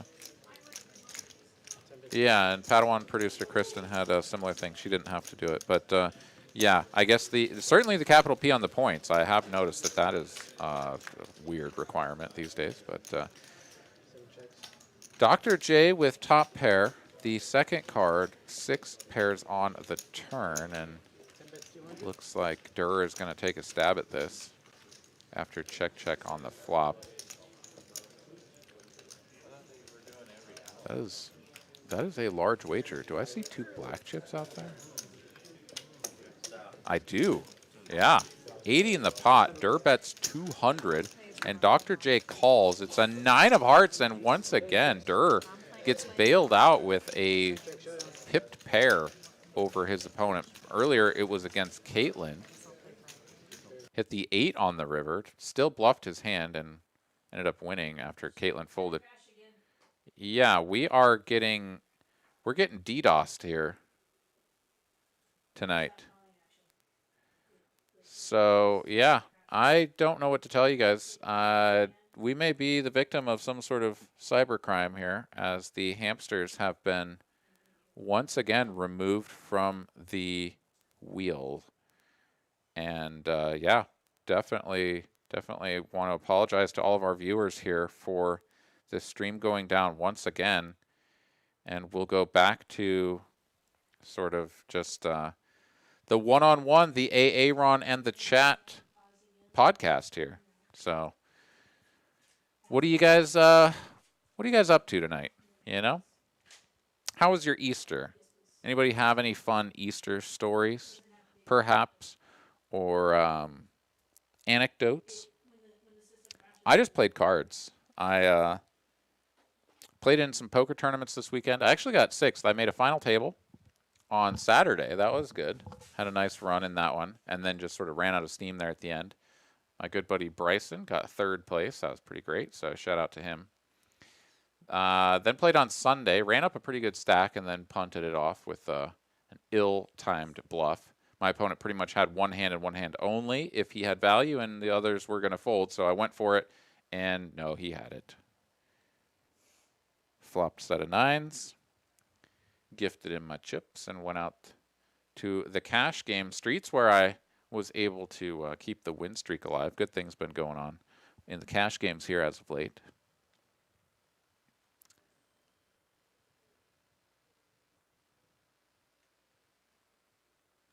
Rizzo here went to the amazing Celtics game. Dude, awesome. Nice, man. Ragnar blaming Caitlyn here. It's her magnetic oozing, messing with the electronics. Well, I know E mentioned that he was going to come on down, perhaps. Maybe he got too close to the building. Jeff here was at the Art of Poker. Yes, it was.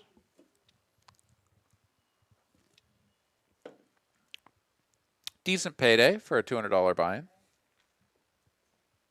I can't complain.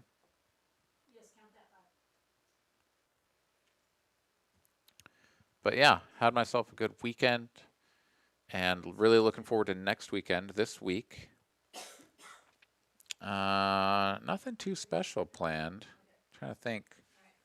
Yeah, nothing too special going on, but it is starting to warm up around here. Life is good here in Austin, and yeah, got my birthday coming up here in May. So that's on the immediate horizon. What day in May? I am a May 8th guy, May 8th. May 22. And May 22 for Padawan producer Kristen. All right, the May birthdays coming in hot. Ragnar wants to know if I would battle Sippy Cup in a heads-up streamed battle. I definitely would. I'm sure I would get my ass absolutely handed to me, but I would do it.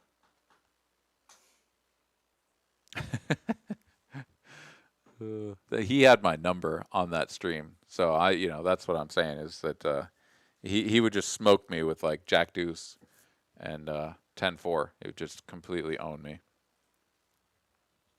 Flop a boat, I'd have an overpair, that sort of thing. Oh man, all right. JTN says Easter was the start of the vacation. Oh, nice. Got a few days off, do you? What do you got planned there, old JTN? You got anything exciting coming on up? The buttons on seat 8. As we are still working to get the hamsters resuscitated. It is tough to resuscitate them the second time as well, because, you know, they've sort of already gotten hit with that shock and sort of become a little bit more immune to the whole thing.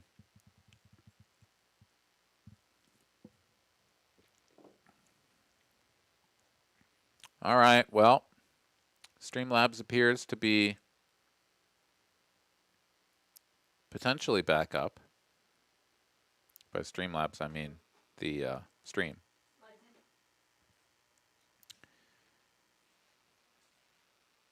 Tough roll there, Frank. Better luck next time. At least you only wagered 14, I suppose. But yeah, all right. We're going to hang out for another 9 minutes until we get things going again. Yeah. Anybody got any poker questions? Anything going on? Anybody been watching the Super High Roller Bowl? I mean, that just concluded over the weekend, I suppose, but or before. I'm still watching the replay, so I know it's sort of old news at this point, but still watching the replay, enjoying that. It was pretty cool to watch the elite players tangled up in these massive buy-in tournaments. You know, was it 3.5 million for first place? I mean, that's pretty cool to watch. JTN here. Oh, yeah, the time off for the meetup game. Road trip to Dallas. Absolutely.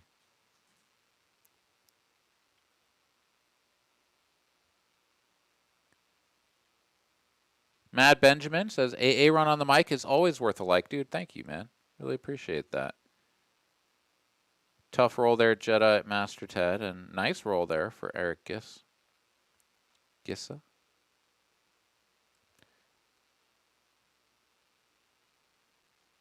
Yeah, so let's see here. What to do in the next 8 minutes, perhaps. Let's see.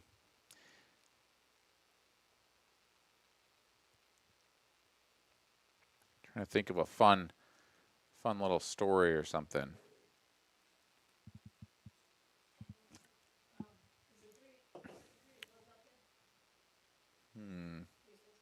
Guess we could always keep talking about food. I mean, there's really nothing wrong with that. Really haven't eaten much today either.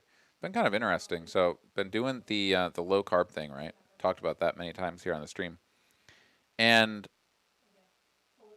haven't really had this happen before. But it's these last couple days, just really no appetite. It's really been sort of interesting, where yeah, just like no urge whatsoever to consume anything, and that's sort of a new one. So just kind of going with it, just rolling with it, being like, all right, if my body wants to intermittently fast, let's go for it. Just sort of see how we feel. So far, so good. Can't complain. But man, do miss my grill a lot. One of my favorite things to do on the grill is ribeye. Throw a really good like choice or top tier ribeye on there. Sear that thing up on both sides. Leave it real nice and juicy, rare, almost blue in the middle.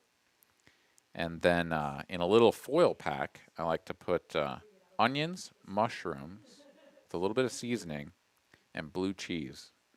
Toss that on there next to the ribeye. Get it all molten and mixed up in there. Then you pop that steak off of there. You let it rest for a little bit, and then you, pardon me, scrape all of the molten cheese and mushrooms and onions over the top of the steak. Oh man, I might be stopping at the grocery store on the way home, man. That sounds good. Won't quite be the same, as I will have to do it in the oven, but that's been working out pretty good as well. Let's see here. So, good question here from JTN. Is there a room where you rarely, if ever, win?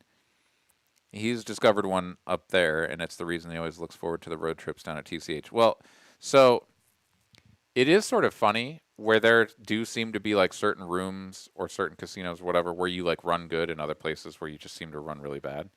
One place that I have consistently, and I only have a few data points here, but have consistently run well is in tournaments at Planet Hollywood out in Vegas. Like for whatever reason, I've gone there, I've played a couple of times, and I've had deep runs. And so that's been pretty cool. I only have one data point at Harrah's New Orleans, but I won 2 rings there and got 3rd in another tournament. So I think that place has treated me quite well. As far as places that I can't win, or have not won, Choctaw up in Durant just absolutely crushes me. I don't know what it is, but I go up there and I just get smoked. I did manage to cash the main event the last time I went up there, which was like the first in a while, and on 1 bullet, which was like, I felt like I was in an alternate reality. Really couldn't believe it. But yeah, no, I tend to get smoked up there, which is kind of funny because it's one of the best stops. you'd think that'd be one of the better places to make a deep run, but for whatever reason, just seemed to get my dick stepped on up there. Well, yeah. So sometimes that's just the way it is. Mad Benjamin here would like some insight as to why Texas poker is so much more dynamic than other locales. That's an interesting question. I'm not sure I have an answer for it other than the culture here is one that is just so much more lively, I guess, when it comes to poker. Like, people just love this game here. They love it. There is not like a 10-minute stretch that goes by out on the floor here in Austin at the Texas Card House where someone is not like hooting or hollering or loudly exclaiming about what they had or what they could have had or whatever. Like, people are just engaged. They're excited. The game is just so thrilling. This is like a regular occurrence. You got the entire table standing up, looking at the table because they're in this giant PLO bomb pot and like 5 people are all in, like it's just amazing.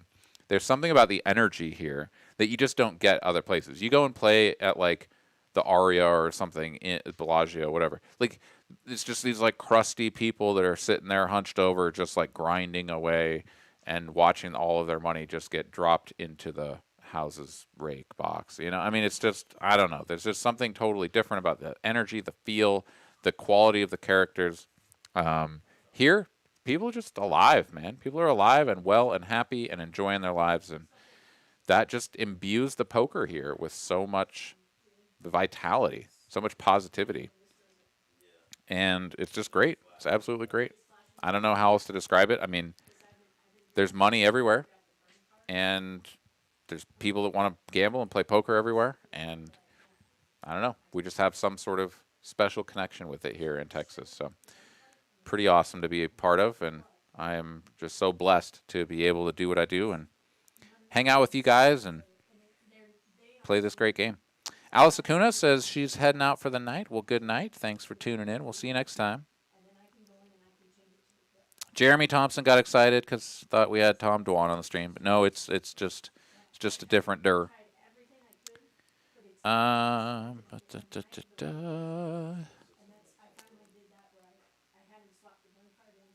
Kyle Parker, sounds like that appetite coming back. Yeah, no, as soon as I start talking about grilled ribeyes, that's for sure going to get my appetite going. Let's see here. Jeff here wondering if I'm going to WSOP. Well, I definitely want to go play the main. I mean, that's a tournament that you just can't miss. So I certainly want to do that. Have been running pretty good here recently, so the old tournament bankroll is feeling like it's topped up perhaps enough to go out there for a reasonable, like, short stretch somewhere in the early to middle stages of WSOP. That is true. But I got absolutely waxed at WSOP late last year in October, November. So, yeah, the tournament roll took a hit, and we've been sort of doing some work to replenish that. So not quite sure exactly what we're going to play up there and what days and all of that, but still working that out. As of right now, just sort of focused on the near term, the up-and-coming tournaments that we're going to have here in Texas over the next couple of weeks. So going to focus on those and see what we can do after that. JTN, it's the Hard Rock in Tulsa. That's the one that's been bending you over the barrel. Yeah, no, that's tough, man. And having staff that's nowhere nearly as good as TCH. No, that is for sure. And I'll tell you this. This is not me just sort of trying to toot our own horn here, which I will do as well. But the staff, the dealers here at Texas Card House, I mean, just fantastic, top notch. You're not really going to find better folks in the game than here at TCH. So this is certainly the place that I enjoy playing at the most. And hope that if you are in or around the Austin area, if you're looking to find a club, call it home, come on down, hang out with us here at TCH Austin. We'd love to see you. We're back up and running. The stream is alive, as are the hamsters. Once again, do want to apologize to everybody for the technical issues, but thank you for gutting it out, for hanging out with us, for sticking it out. As we get the first hand back, some real spice going on here. Dr. J going to open to 40. Caitlyn on the button next to Akka. 3-bet to 150. It's going to fold back to Dr. J, and this is cutoff versus button. We had an exposed card there. I should have seen what it was, and I'll have to go back to my tablet here. I think I'll be able to get a peek at it. But oh, Chaz's hand got exposed. The whole hand? His whole hand? Okay, damn it, I just missed it. Okay, so maybe the 10 of clubs was exposed here. 4-bet incoming. This is over a 3-bet to 150. Gonna not quite click this up to 400. So, I mean, 4 bets here. Neither of these players exceptionally deep, both sitting on basically equal stacks here. So, this is going to be a raise of 250 more.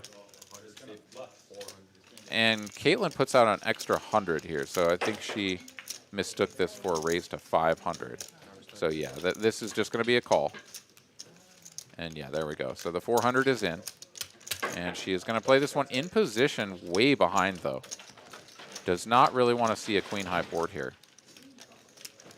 And is going to fade that and no club. So she is going to be sort of gifted with a way out here, as long as Dr. J bets this flop. 4-bet pots, generally speaking, you're going to do so. So he is going to come out. It's going to be a small wager, 250. 275? I think that's 3 greens lurking under there. And even with the 2 overcards here, you have only backdoor Broadway to really look forward to, and maybe hit your ace if your opponent has something like king. So, yeah, your hand just sucks. And Caitlyn does just sort of correctly let this hand go and does not dig herself any further into a hole that she would struggle to get out of. We once again seem to be having an issue with some of the cards scanning out here in the board, middle of the table. So, a little bit curious there as to what's going on. We've had computer issues and some scanning issues. So. Yeah, perhaps a few kinks to work out in between today and the Thursday stream.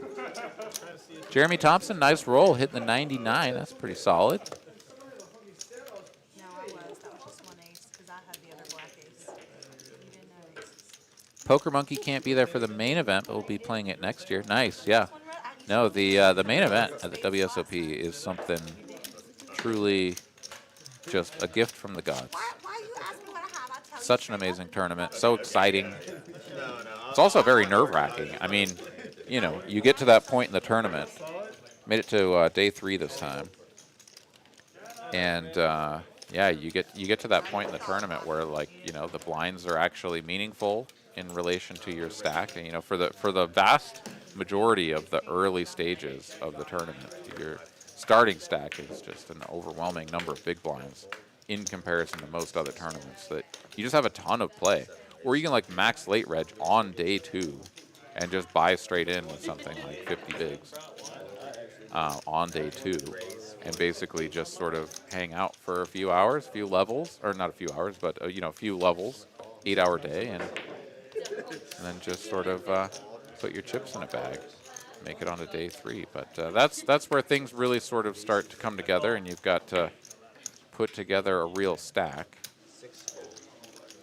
make things happen, and that can be sort of stressful, but also just exhilarating. You're in the main event, baby. You know, pretty awesome. All right, 3 players going to a flop here. Chaz with red 8s, Dr. J, black 4s, and the old ace king of clubs over there for Tillman. And he is going to outflop the field. Top pair, the top kicker, going to come out with a full pot size bet or thereabouts, 425. And this is just going to get a couple of quick folds, and he'll take down the pot.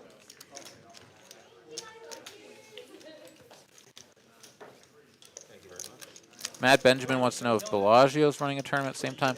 I mean, all of the maybe not, I don't know, maybe not Bellagio, but a ton of the other casinos are running all sorts of different events during that time, and it really is fantastic. It's the mecca of poker, right? Like the mecca time of year, where you can go and like be playing some like Orleans tournaments for like $70 during the series, or you can be going to the Aria and playing like 25Ks, right? Like whatever it is that you want to play, like that is available to you, and it's pretty awesome.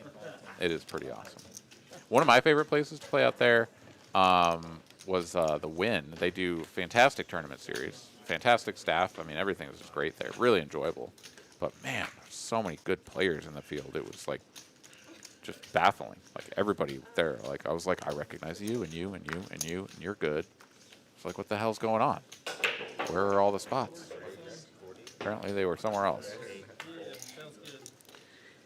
All right. We're making some beverages. Love to see it. A raise to 40 here from Dr. J. Tillman just going to flat the 9. This will invite Durr and potentially Dave, who is once again doing the happy dance of my hand sucks, but I guess I call. And he will do so. Tries to put out an additional $5 splash pot, but does manage to yoink it back at the last moment. 4 players to a flop. The middle of the deck heavily represented here. Comes top of the deck and bottom of the deck, so nobody connects. Tillman still best with a pair of 9s. Probably won't feel like it, though.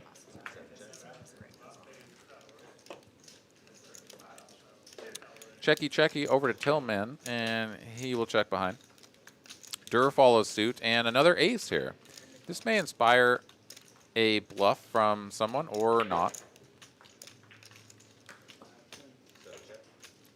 Tillman, let's see if he puts a little tickle out here. He won't.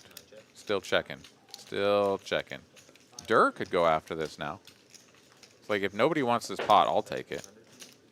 And yeah, large wager as well. If I'm not mistaken, that's 200. No, it's just 1. And let's see if Tillman gets sticky. I mean, I don't even know why I started to say that question, because he's just not. Yeah, turn over the 8-6 triumphantly. I win, 8 high. Bitches! Matt Benjamin says decent steakhouse at the Orleans too. What is that place? They've got a there's a seafood place there. The seafood, it's not a chowder, the bisque. The lobster bisque at the Orleans. Oh man. I had a couple of days where it didn't treat me quite so good, you know, in terms of the old plumbing. to put it in a very friendly way. But man, really just truly delicious. Just one of the best lobster bisques I think I've ever had. The Orleans, very cool place. They had a deal with what were they? A World Tavern Poker. It was a free bar league that was running in New Mexico. So I used to hang out at that and have a lot of good buddies to this day from our days playing at the VFW in the World Tavern Poker League. Pretty awesome stuff. And we would always go and have the annual trip to Vegas at the Orleans and go and hang out. Everybody get together from all the different states. I mean, we had people from Pennsylvania, people from Canada.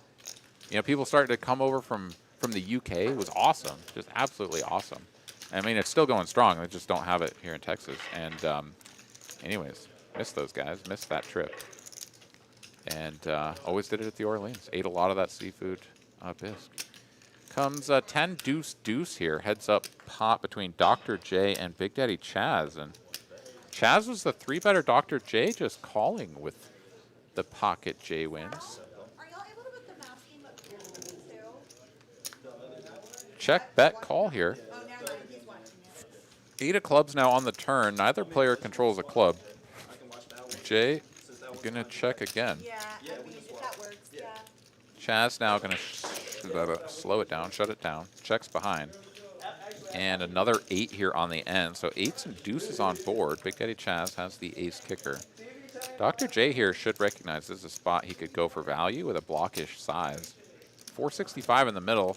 Put a little 150, 175 out there, maybe 200. See if you can get called by an inferior pair, inferior 2 pair, or even an ace high. But he goes big, and I don't really like that. 375 into 465, that's like 3/4 pot. I feel like you price out all of the hands that could call on that board. There's a club flush out there. There's 2 immediate boats on board, right, with 1 card. I don't know, that size just maybe trying to make it look bluffy, I guess, or something. But I like the block size there for 1/3, 1/4 even. Anywho, we'll move on. So this is the NBA TV, Yeah. and that's So yeah, you Thank wanna watch you, that, Ryan. Yeah. Yeah, that's perfect. Put that over there.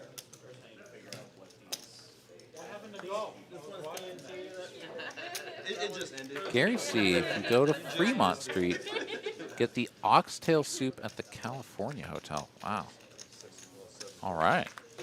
I don't know that I'll be in a position to do that, but for anybody out there that that may want to take that offer up, I mean, got a glowing review there from Gary C. Demond here says the prime rib at the Orleans. So that's the name of the restaurant, the prime rib.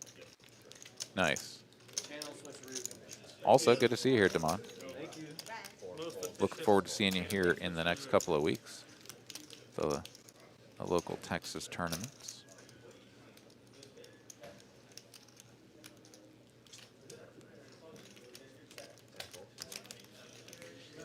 Dave here 3-betting with a couple of 9s, and he's going to turn them over triumphantly as he ships the $40 he didn't start the hand with into his stack.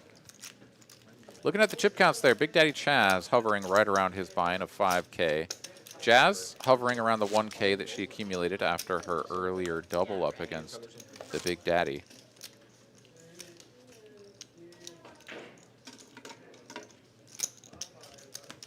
Live $10 straddle.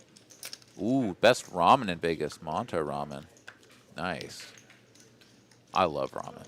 Oh, man. Going low carb has really taken the fun out of some of the meals that I used to enjoy. And I don't mean that. What I meant to say was that it's taken the pasta joy out of my life. Freaking love pasta. Ramen, mac and cheese. Make a good cream sauce like an Alfredo. Oh, so good. At some point, I will drop the low carb and sort of go back to plowing infinite numbers of pasta-based carbohydrates into my body, and then I will go back to low carb. You know, I think that's probably a good thing. You know, it's like you got to balance your 4-betting range. You got to stay balanced. I should stay balanced with how I eat, and I should also not deprive myself of such delicacies as ramen noodles forever. 6 of diamonds here on the turn. Caitlyn is sitting with just 2 overcards. Check on the flop, and yeah, now's the time to kind of take a stab at this. After Durr, the preflop 3-better, checks back. For 55, though, he is going to call with a very wide range, including a lot of his ace highs. So Caitlyn should have a plan to barrel this river if she wants to get this through. If she checks now, she is really sort of giving it up to a wide range from Durr. She's grabbing chips, though, and I like this heart. She is going to fire out 300, full pot, even a slight overbet here. And this is a little bit weird because she was a preflop raiser from +1. Just called the 3-bet. So what does she have here that she's going to bet this size with? something like 9s, 8s, and 7s is generally going to go a little bit smaller. I mean, it's still possible, but the sizing here is perhaps the biggest tell that her hand isn't what it seems to be. She could have ace-6, ace-6 spades, ace-6 of clubs. Right, that's a hand that could make sense. Every once in a while, maybe like a pocket deuces, pocket 10s. The one combo of pocket 6s. But the sort of small bet on the turn and now this blasty bet here on the end. Durr seems like a non-believer. I think he's going to call this with ace high. I really do. And I think it's the right call. And I think that this is perhaps a testament to the importance of bet sizing. That if you're going to rep a big hand, you need a credible story. And there's just not very many hands that exist to go polar like this. He's going to make the call. I think he's going to win with ace high here. Oh, he has a pair of 3s, a rivered pair of 3s. My goodness. I mean, I'm giving him credit for having a more traditional 3-betting hand, but he is going to river the pair of 3s, which is also good. And he'll take down the pot. Sort of, yeah, I mean, I think having a pair is even slam dunk call there. But did have to think it through, sort of, you know, work through the storyline that was being presented from Miss Caitlyn. Yes. Yeah, checks on live stream. Do you like the heart? Do you think that a more credible bet size would have been maybe more like 150 to 200? And a lot of people would be like, well, yeah, but then you don't have the same fold equity, right? The more you bet, the more fold equity you get. Generally speaking, that's true, but I think we've all been in positions at the poker table, those of us that have played the game a fair bit, we've all been in positions where it's like someone bets almost or definitely too much for how the hand is played out. And you're like, now it just seems like you're trying to give me every reason possible to fold. Like, if you had a real hand, why the hell would you bet this much? And then you try to correlate that with, like, what are the actual, like, super strong hands that are going to go polar? And you just can't find any. You know, you just don't have any hands here, right? It's always a bluff. That was sort of a similar situation. I mean, if she bets, like, the 175 there, then, like, right, he could, like, fully convince himself. Like, this is just pocket 8s, pocket 9s that just, like, knows I don't have a 10 when I check back the flop and, like, is just going to own my 3. So I can maybe even just fold here. Who knows? Maybe I'm totally wrong. Maybe Durr is snapping for 175, but we'll never know. Does make the call for the 300 and takes it down. Ragnar here in the chat also saying that Durr seems like a calling station. I mean, I think he's sticky for sure. I think, I mean, he's a competent player. I think he understands these spots better than a lot of folks, and is going to find the call in spots that he might not otherwise. Demond taking this month off before the May, June, and July stretch. Yeah, no, I hear you, man. I'm trying to tune up my game is what I'm doing. I'm going to be working with a very accomplished tournament pro to try to plug some holes in my game and try to get all prepared up for the slew of tournaments that we have coming. Caitlyn defends from the straddle. He's going to finish with jack high. Dave is best with king high. She bet the turn, and let's see if she goes for it again here. Now she's going to give him the business with a big overbet, and this makes a lot more sense. Oh, I don't have to represent. I have it. Little table talk there between Dave and Caitlyn. He said something like, oh, you're going to rep the queen. She says, I don't have to rep it. I have it. And, yeah, she's going to get Dave to fold the king high, which was best. I mean, heroing off with king high is pretty rough in a lot of spots. But that was a much more credible overbet. I liked what she did there.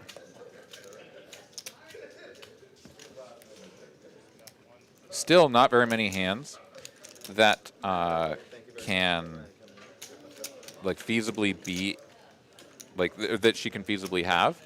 But also correspondingly fewer hands that David can have to call with.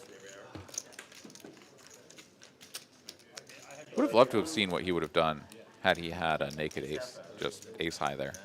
Queens and sevens with an ace. You know, does he find the call then? Maybe. Maybe not. Okay,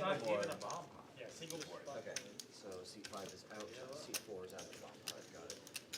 And you said 5-5? Ragnar here pointing out that Durr has found a number of winners on the river. Yeah, in fact, I don't even think that's 2. I'm pretty sure that's 3.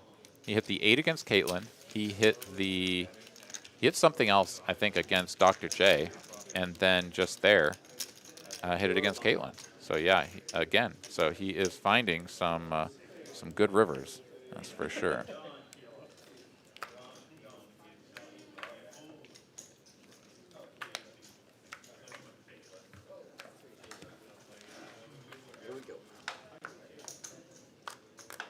Ragnar here thinks that Will Lottie's tournament school won't help me. No, I didn't sign up for his sessions, his lessons. 7 bets, 80, 8 folds, 9 folds. Dealer change bomb pot. Dr. J first to act, 10 calls, has top 2 2 folds. and leads for 80. Durr gonna make the call from +1, and after a slew of folding, we're gonna be heads up between these 2 players. Both players working with top 2. 10 of spades here on the turn changes nothing for either player. They are going to chop. There's no 2 ways about that, as there are no redraws here for either player. And so unless someone gets a little bit antsy and folds unexpectedly, we are just gonna get to a 9 of spades here on the end. Yeah, nobody's gonna bet here, presumably, as both players would fear their opponent holding some sort of jack, and king, queen, chop it up. Nice hand. Ed Burridge, I'd call with ace high, probably lose. I've had a couple of good ace high calls here as of late. They're really fun to show down because people don't really expect you to do it, right? Both the person that's bluffing nor the other people at the table, right? They see like this pot developing and whatever, and if anyone's paying attention instead of just staring at their phone, they're sort of, you know, waiting for this guy to either like turn over like trips and the other guy had the 2 pair, whatever. And then it's just like some busted flush draw or busted straight draw against ace high, and everyone's like, whoa, what the hell just happened? You know, it's like pretty exciting. It's fun.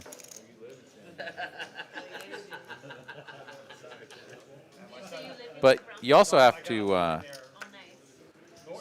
be pretty careful about over calling with ace high. Against certain players, right, you are going to want to never call with ace high, and against other players, you're going to want to call with ace high a lot more frequently. It's very player dependent, and how to sort of gauge that is just entirely up to your own experience against that person, right? If I sit down and I'm playing against someone that I've never played against before and just like first hand in, get into a spot where I'm about to have to look this dude up with ace high, I'm going to have a pretty good read that like this dude's a maniac, you know? Like the way that they grab their chips, the way they bet, something like that to really kind of get a feel for it. Otherwise, it's like, shit, man. They probably just got it. I don't know. That one's tough, though. The worst thing is when you do sort of like get into a weird spot right away against someone that you don't have history with, and you kind of give them the benefit of the doubt. You like squint down him a little, and you're like, I don't know, this guy he's just probably got it, and you fold. And then like within 2 orbits, you're like, oh my God, he never had it. Like he was totally full of shit, you know? Like just because you just keep seeing them, they raise every hand, they're 3-bet, and they show down 8 high in some weird spot or whatever. You're like, oh God, I got. I done got. But it happens to all of us, you know? That's part of the experience. And it's part of the accumulation of information for later. And the best that we can do is pay attention, right? Pay attention to what our opponents are doing. Pay attention to hands that we're not in, right? See how people are doing it. David aggressively calling and launching his chips at Chaz.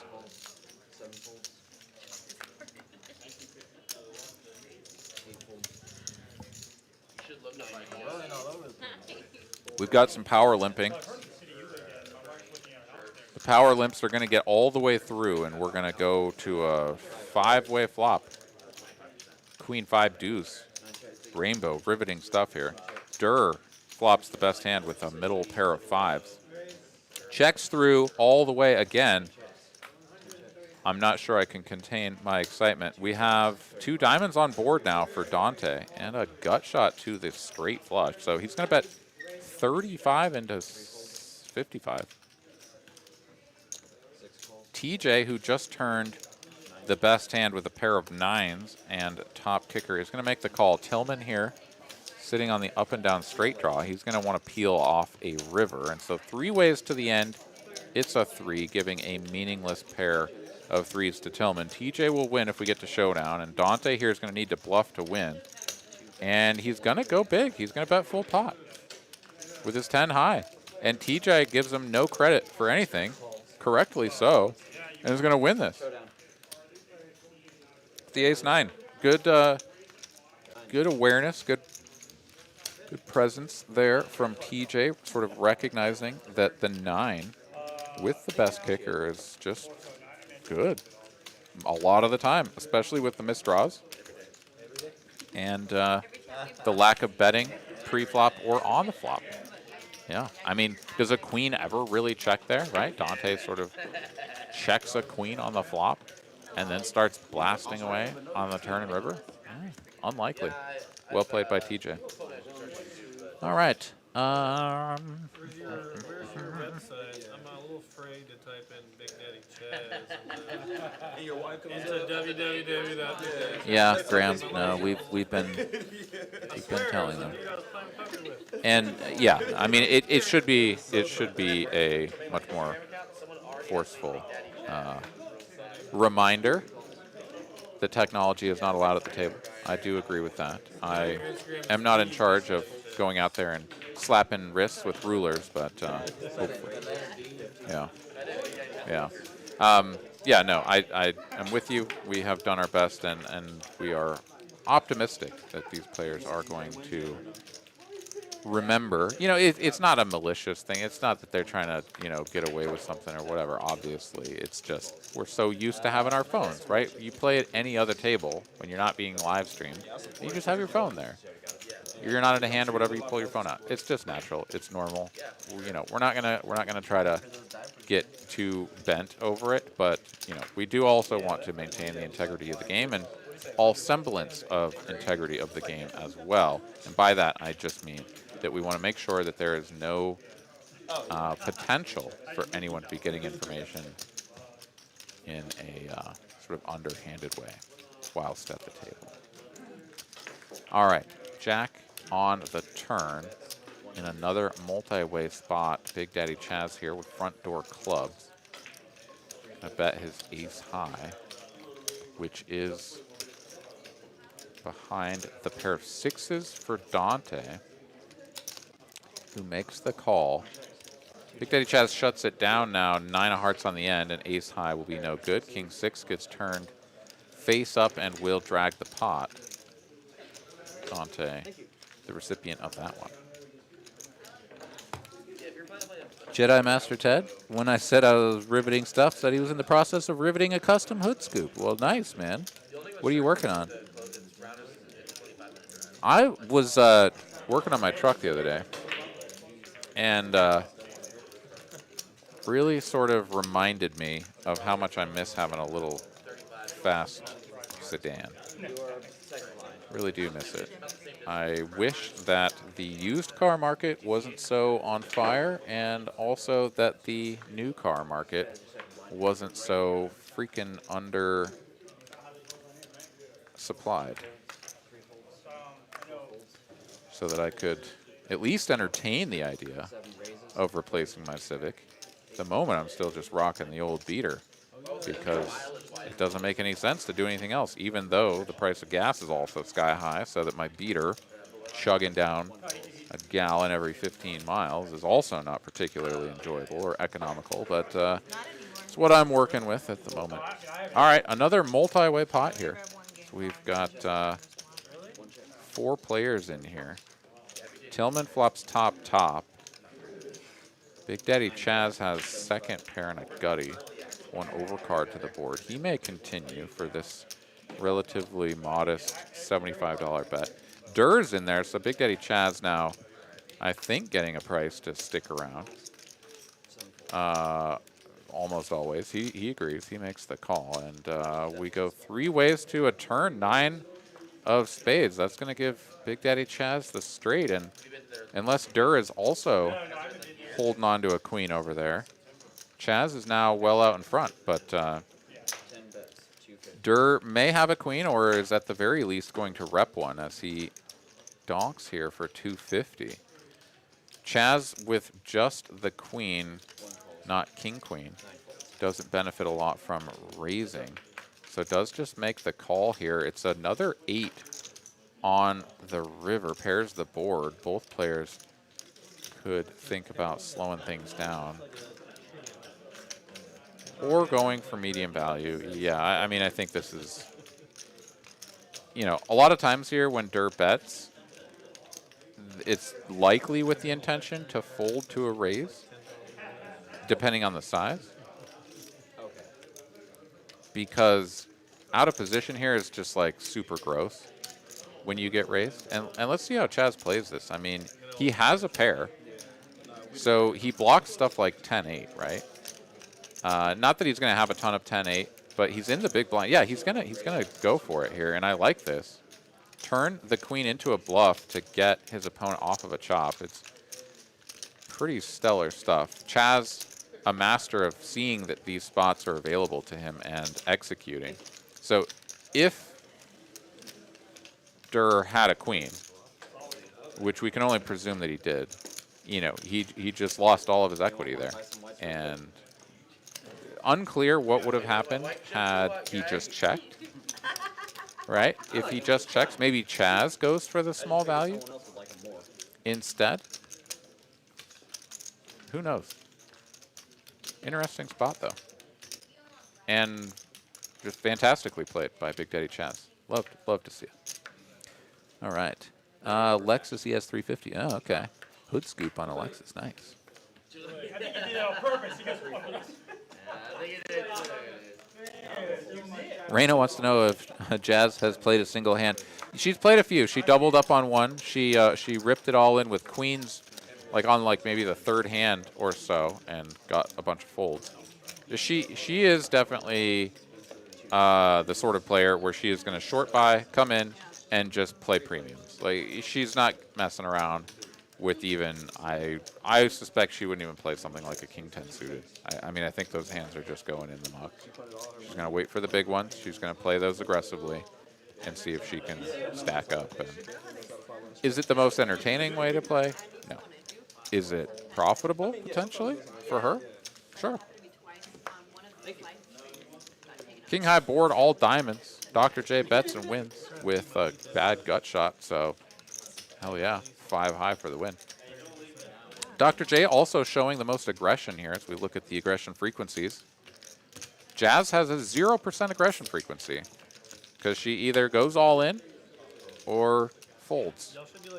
Pretty much been the standard here. I'm going to definitely lose that.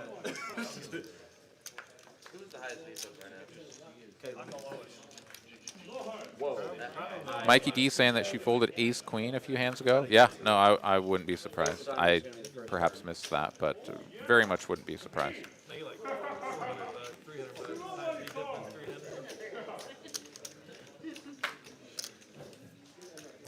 Propion.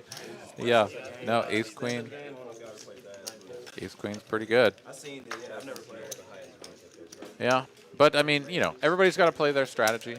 You got to find a strategy and execute it repeatedly and iterate on it in order to improve if you can, and just do your best. That's all that any of us can hope for. And at the end of the day, we're all going to play differently. We have to embrace the fact that everyone is going to play their own game and sort of just enjoy the diversity of what we get out there on the felt. I do know that I have personally felt frustrated, even annoyed, when I've been presented with a game where, you know, many of the players at the table were implementing the same very like passive and sort of low aggression frequency strategy, and all of my opens are just getting called in a bunch of spots. People are just limping nonstop, right? Like there's not a lot of tempo to the game. That can be frustrating, and I've certainly been there before. But I'm doing my best, and I think I've made progress in being able to embrace the fact that like not every game is going to be fun, not every game is going to be exciting and super profitable and whatever. You just kind of have to take the good with the bad, and anyways, that's all we can do is just try to be happy, try to have fun, try to do our best with what we're given. TJ is going to do his best with what he's given. That's a couple of aces. Number 1 here for TJ. 3-bet to 135. This is a very small 3-bet, and I don't like this size. Going to get snap called by Big Daddy Chaz, so he does get the extra 75 in there with Jack 6 suited. Okay. But that's 11% equity that does belong to a hand that didn't need to be in there. That is also not a great flop for pocket aces, let's be quite clear. Dave here has a bad gut shot that is no good, but does have a spade flush draw. The 10 of spades would give him an ace straight flush. So Dave will be going nowhere. Big Daddy Chaz with 3rd pair is out of the way, so this is check, check. Sorry, no, Chaz was in position. So check over to TJ, 275. Relatively large size given the dynamic. Dave goes for the check call here. Almost 1,000 in the middle. Stacked pot ratio a little under 2. 7 of hearts now comes out. Still just a 10 and a 10 only for Dave to make. 10 of spades to make his straight flush, and then obviously all of the other spades would make a flush that would also win.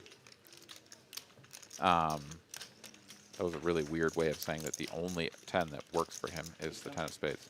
Anyways, words are hearts, but TJ now is going to go all in here. He is like, bro, if you don't have like 2 pair or plus, like you're just going to fold, and that's fine by me. And if you do have 2 pair plus, then maybe I put you in an awkward enough spot that you could consider folding, but I can't really imagine that. I mean, this is just sort of blind. Or not blind. I don't know how to describe it, but it's just kind of like, I want to win this pot. I have aces. If I have the best hand, give me the pot. If I don't, then I probably just put all my chips in the middle for you to take. Dave here, though. Not letting it go so easily.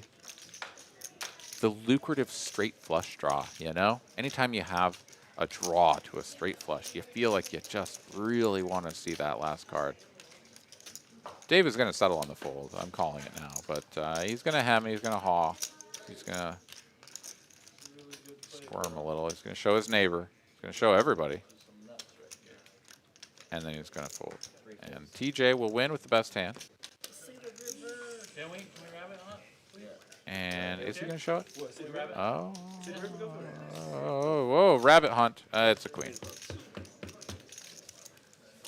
Queen, no spade, so there you have it. I mean, the queen of spades is out already. So. Went to showdown. Stat is not particularly interesting, but it's already gone. I don't have it on me. Someone bring a green chip, please. There we go. We've got some change being made here. Chaz didn't want to break up her perfectly stacked towers of red, so she had to get changed to post her blind. I love it. You love to see it. All right. 8 folds. 9 folds. 10 folds. 1 raises. Yeah, I mean, okay. I'm not really gonna address that. You know, like, I mean, anytime that dynamic is there, the possibility exists. I think it should be clear from anyone that's watching this stream that like, Chaz is here to have fun and to play a super tight strategy. The amount of influence that she could possibly have on any of Durr's hands is just like 0. It's just 0. Let's not entertain that concept any further. 7 calls. 9 calls. TJ waking up with another premium. 1 call. A min click 3-bet here. See, I really don't like these size choices from TJ.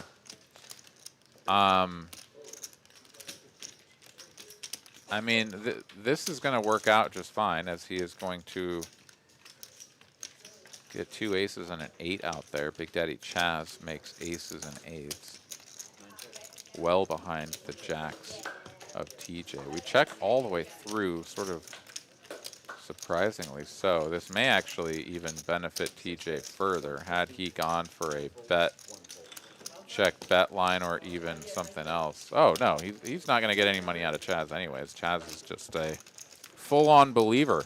Because if you can check that flop and start blasting away on the turn, you've got something, and I'm not giving you any more money. Chaz was correct and succeeds in his mission. All right, $10 straddle is on, a la Caitlyn. Tillman with his Pokemon out. Be first up. I want to. Oh, I can eat it. 9 folds. 10 folds. I asked somebody the other day what their favorite pizza was. They Chaz here with middling Broadway hand. He's going to come in for a raise. Did you ask it? Love how he has to maneuver around the Malibu bottle. It is very much an obstacle for him. It's fantastic. Before y'all keep going, I'm All right, whole lot of nonsense out there in the field. Dr. J, though, he's got something to defend with, and he will take on defense duties from the big blind. Jack 9 offsuit for 40 bucks. We're going to go heads up to a flop here. Dr. J going to be out of position against the pre-flop aggressor. Ace high monotone. Both players control a heart. Both players take a peek. Or at least Chaz did. I don't know. Maybe Dr. J just checked. I don't know. Check, bet, and quick fold. 9 of hearts, no good, says Dr. J. He's a non-believer in the 9 of hearts, which, I mean, I'm not saying it's some sort of magnificent card to hold, but your opponent could have any number of different hands, all of which the 9 of hearts is pretty live against. We can see that wasn't the case here. I'm not saying that you have to call, but didn't even think about it. Just let it go. And out of position, generally, yeah, you can let go of a lot more hands than you might otherwise. As looks like some pizza has arrived to go with those tasty beverages. So these players going to snack and drink and have a jolly good time.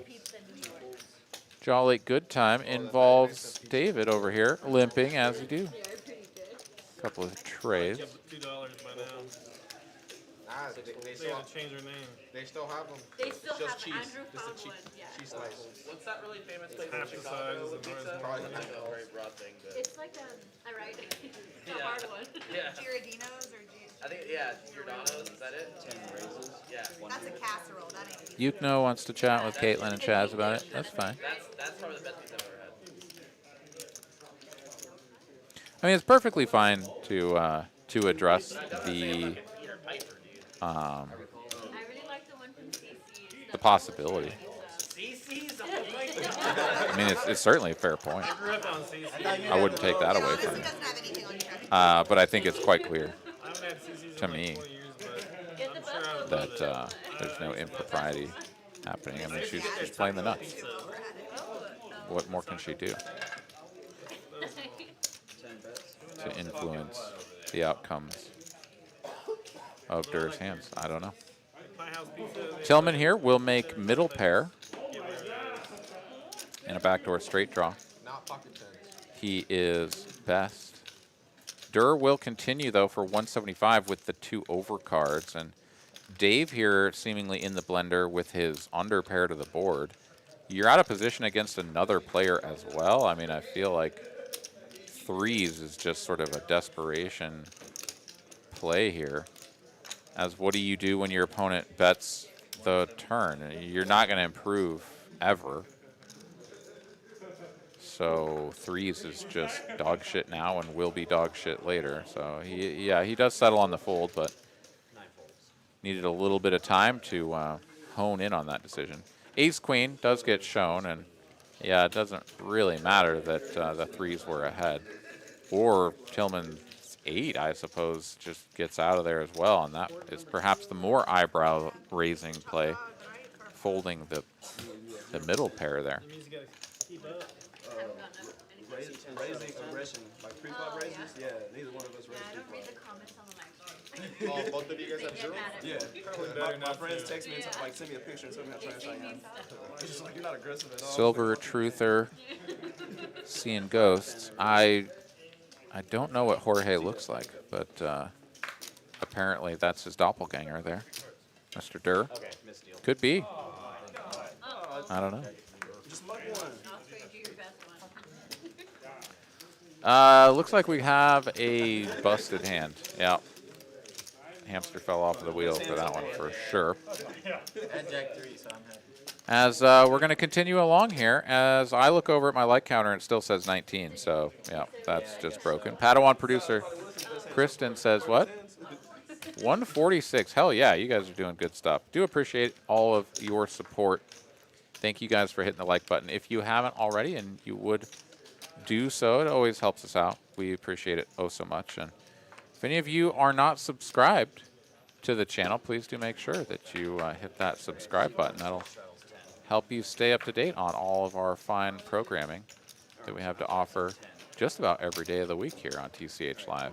Monday, Tuesday, Wednesday, and Thursday. We got some final table action on some Saturdays going on every once in a while. I mean, we got good stuff. Good stuff here. Good content on TCH Live. So please do join us up with a subscribe. All right. Hadn't even looked at the clock here in a while. We're just having so much fun chatting with y'all, watching this fine game of poker that didn't even realize that we're well past the halfway point here. Almost 9 p.m. Central Time here. Dante with Ace King and the lead. Gonna go ahead and fire out here on the turn for 110. It's about 2/3 size. And nobody has anything, but Durr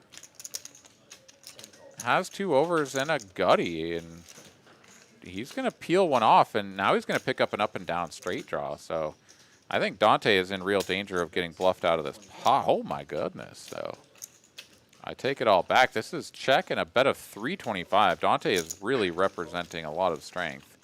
And Durr, rather than what would most likely have been a check raise sort of scenario on a lot of smaller bet sizes, is going to just call, and now ace high is going to win here. Dante, of course, feeling like he has failed in his bluff attempt and probably wondering a little bit how he could have possibly won this hand.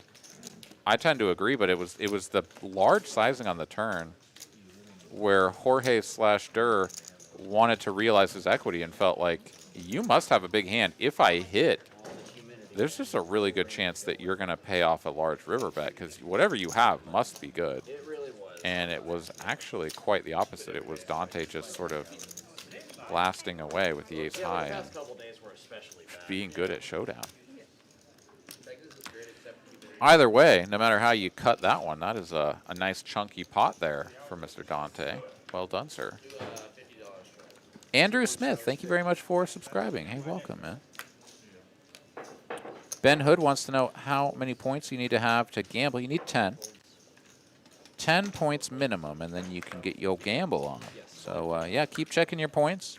Drop some chats. You know, hang out with your fellow chat pros, and you build that bankroll up in no time. Hope that also answers the question that Ben Hood just dropped there. Also, to earn extra TCH Live loyalty points, I'm just saying, you can put a super chat out there. That'll get you some extra points, for sure. I don't know exactly what the exchange rate is, but it's something like for every $1 in super chat, you get like 10 or 20 or something. I don't know. I could be just totally pulling numbers out of my, you know, orifice. But we've gone check on this flop.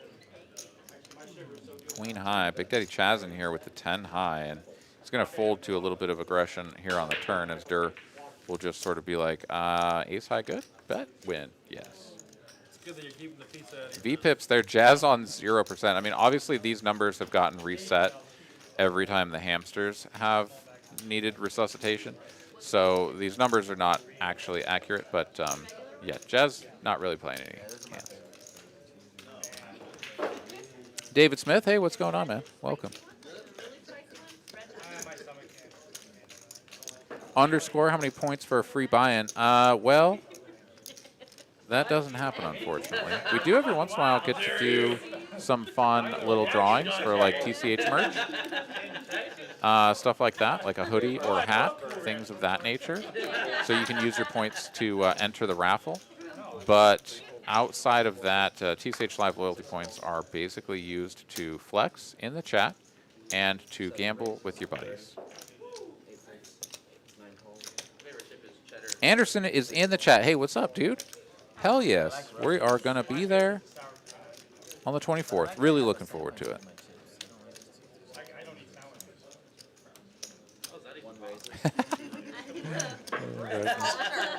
All right, Big Daddy Chaz here with a premium. He's going to squeeze this up out of the big blind, make it 200 to go after a bunch of players tried to sort of squeeze in here after the initial raise to 30, and he's just going to take this one down. And yeah, this is sort of your bread and butter. It helps when you have a really good premium hand like Ace-King suited to do this with, but players like Chaz will also realize that when you have like single open, call, like you can squeeze so wide. And even if you have complete dog shit hand, like Jack 5 suited or something, like if anybody calls you, okay, obviously if it goes call, then okay, you're toast. But like if one player calls you after the single open and then all those calls, like you're just going to win a ton of the time. Like your opponent's going to need to flop like a set, like a middling set, because they just always have something stupid like pocket sixes or something when they call the big squeeze. So in any case, it's generally speaking going to be a pretty good spot as a competent player to squeeze from the blinds against these passive plays. Chaz will execute these to perfection. Durr going to open his button to 35.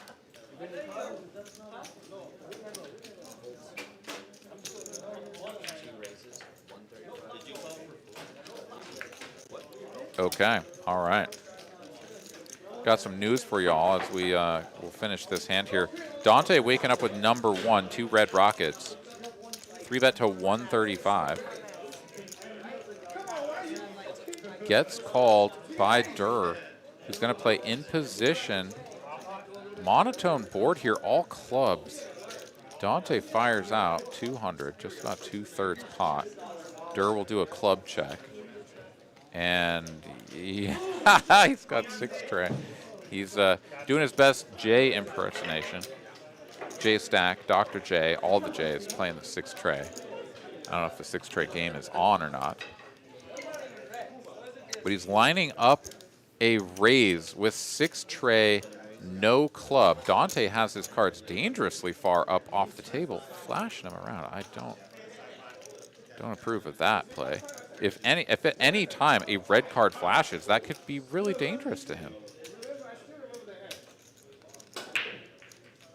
I mean, if like imagine that you're Durr and you're looking over and Dante is sitting here, sort of, yeah. Now he's flexing the cards. I don't know if red cards get flashed, you can just completely own him with this raise. I can't say for certain that that's something that may have happened or did happen, but it's certainly a possibility when you have your cards up off the table, moving them around like this. All you need to do is see just a little flash of red. Dante's going to fold the 2 red aces here, and this is sort of a nightmarish result for red aces. My goodness. Durr here just stepping on the gas at the right time, getting the job done. Well played.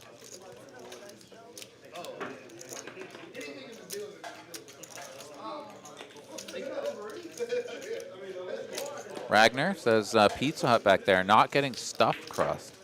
is minus EV. Oh, man. Yeah. I agree, man. Stuffed crust. The days of the stuffed crust, they're a little bit behind me, but I do agree. There's nothing quite like finishing the pizza by dipping in the old marinara sauce or the ranch or whatever, the stuffed crust. Man, that's fantastic. 7 raises, 30. 8 folds. All right. I mean, yeah.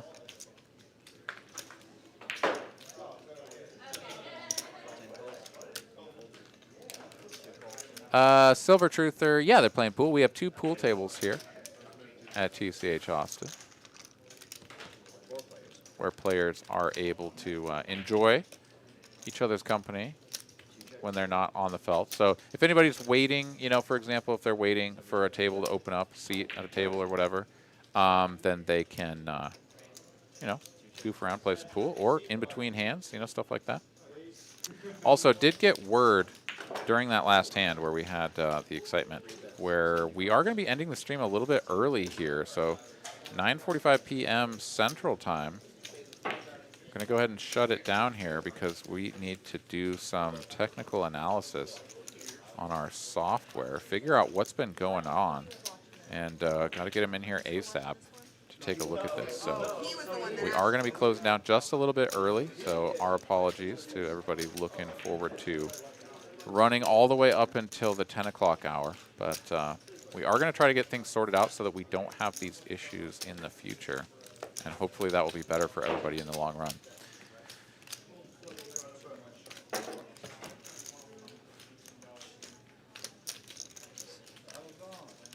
Underscore, can I gamble at the pool table? I mean, it's your life, man. Live it however you want. I mean, anything done between just like 2 people, I don't think is up to anyone else to decide, right? You want to play a game, a pool against somebody for $10, $100 bucks? I don't know. I don't think anybody cares. I could be wrong. My days of gambling at pool are pretty much behind me. I mean, maybe I'd shark some poor bastard at a, you know, dive bar one night just for fun, but I don't know. Back in grad school, I used to play people for $20 or whatever, and just kind of cover the bar tab. I'm not some sort of shark or anything. I certainly knew the people to stay away from. Pretty easy to tell, right? Like, is this somebody that I should play for money or not? Like, you usually pick that up by watching just a few strokes on a game. But if people are having a good time and whatever, you want to spice it up by putting 20 on it or the next round or whatever, you know, it's fun.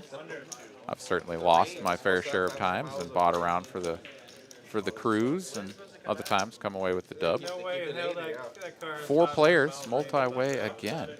9 of hearts on the turn changes nothing. Dante's still ahead with a pair of 4s. We're checking over and around to him. Let's see if he takes a little feeler, little stab at this. And he does. Bets 50. Gets called by Durr, who has absolutely nothing. Just king high. Oh, no. Oh, sorry. I guess he's still waiting to fold. I thought he'd already made the call. Did not. Dante will win with the best hand. That damn thing, you're driving on 130 going 90, and it still takes you like 4 minutes to get like the other side. Like, damn, I listened to a whole song. David Smith says it won't let him bet, so have a great night. Well, sorry, buddy. Oh, you tried all caps? Try just a capital G. I don't know if you have that many points, though. If you don't have that many points, then it won't let you gamble them. Maybe you could drive like a whole. No, it does. Okay, David Smith says you have that many points. I don't know. Sorry, buddy. We'll see you next time, though. 8 raises, 25. 9 folds. 10 raises, 100. Something random. 2 folds. 3 folds. Fabric or something. Caitlyn here, going to open it up from early position. Ace-6 suited. Gets 3-bet instantly by Durr. TJ waking up with a real hand, but he's only going to call. here from the big blind. This will bring Caitlyn in. Most of the aces represented, but there's the last one. Case ace on the flop. TJ with a very disguised premium holding here. Check, check. Durr continues. Obviously, going to feel like his hand is going to be best a lot of the time. And TJ just calls, and Caitlyn calls for 200. 10 of spades on the turn, and Durr goes from second place to first.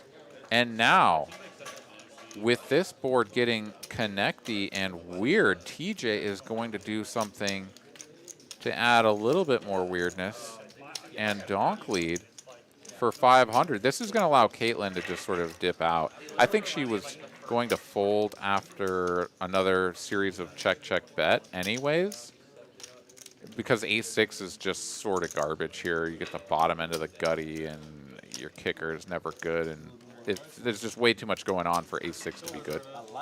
Now, with TJ betting out, though, I think Durr ships it, and TJ calls off. I mean, I could be wrong. Maybe that's not how this goes down, but the front door diamonds are there. There's this diamond thing developing on the turn, and no, he's just going to play it as a call. And it's a 5 of spades here on the end, changes nothing.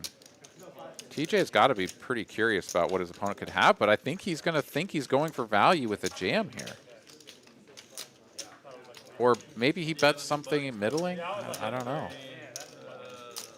But, like, if you put your opponent on ace, queen, ace, jack ever, right? Like, you got to get value. Stack to pot ratio is 1. Oh, he's going to check. What do I know? I know nothing. Well, now Durr knows he's best. Now it depends on his sizing as to what he's attacking. Oh, he's going to go small. He thinks that he's up against some sort of pair and a flush draw or something. And this is going to induce TJ to go all in. The small bet, the teeny tiny small bet, is actually going to induce TJ to rip it all in. And Durr now in the blender, he controls the ace of diamonds. And while he has the best 2 pair, all of those sort of weird, like, ace-x of diamonds hands that are just like, I don't know what's going on, spazzes it in, ace-5 of diamonds is just, those don't exist. So this is just complete, like, nonsense or a super nutty hand. Now, oh, he's going to start talking to him. And TJ is responding. I don't know if this is the right thing. I think TJ knows, or sorry, TJ thinks that his hand is best. So I think he's sort of fine giving away information here, maybe. But I wouldn't recommend this. Good players will use this information to their advantage. And I mean, Durr asked him something, and TJ was like, nah. Like, busted diamonds? Nah. Something like that, maybe? I don't know. TJ feels really confident. Not anymore. Let's see if his demeanor changes, or if he can keep the smile and the I'm good alive. He's still chatting. He's doing a pretty good job so far. The trickiest thing about starting to chat, oh, he gets called. Something got given away, and TJ's toast. Durr figured it out. Yeah, I think TJ kind of gave that one away. Not sure exactly what was said. I couldn't quite hear it in my headset, and I do apologize if I was speaking over some of the back and forth, the chatter there. But TJ is going to go ahead and ship his stack over to Durr, who has the best hand, the top 2 pair.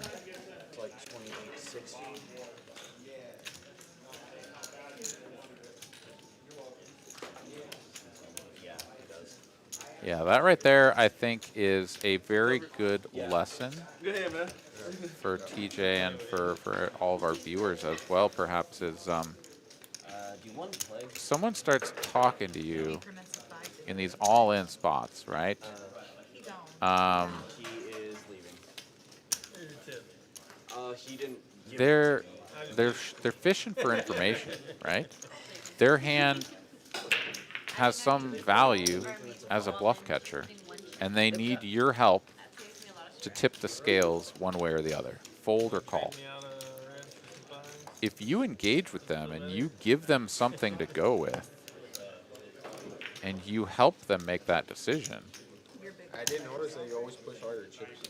that's potentially a big swing for you, right?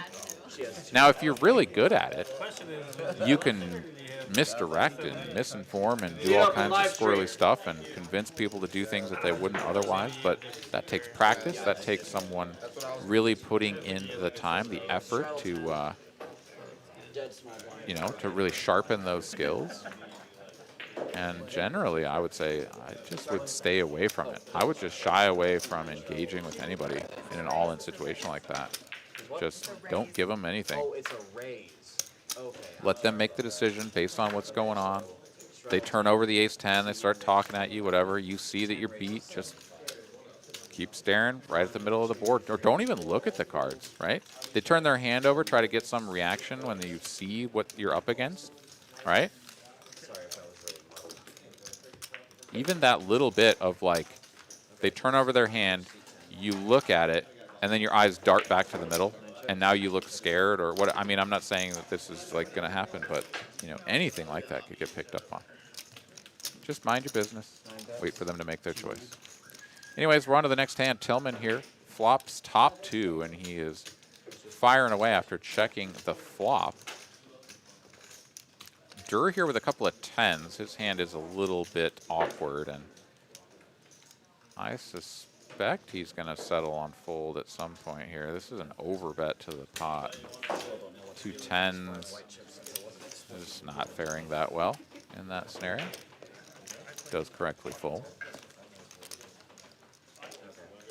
Floor live stream.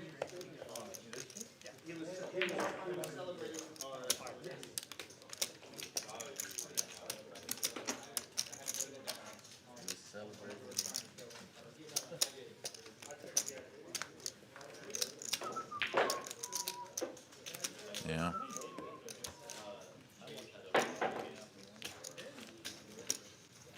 The best that any of us can do, whether we're players and we find ourselves sort of on the losing end of a scenario like that, or just as observers, is learn from the experience, right? That's all we can do in any of these spots. Even if, even if we play it perfectly and things don't go our way, there's always something to be learned, and that may just be as simple as like learning how to deal with the loss or whatever it may be. But I think it's just sort of beholden to all of us to take something away from these spots.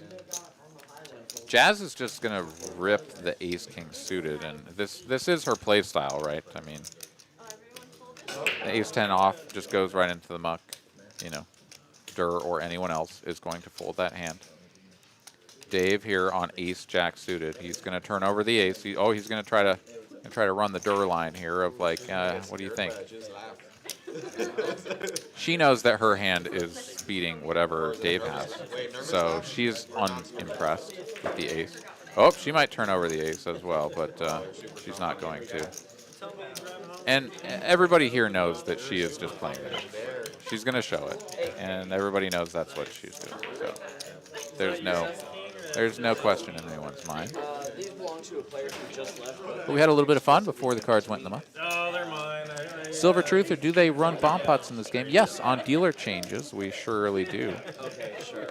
So every time the dealer gets traded out for a new one, and we do a 4-card single board bomb pot.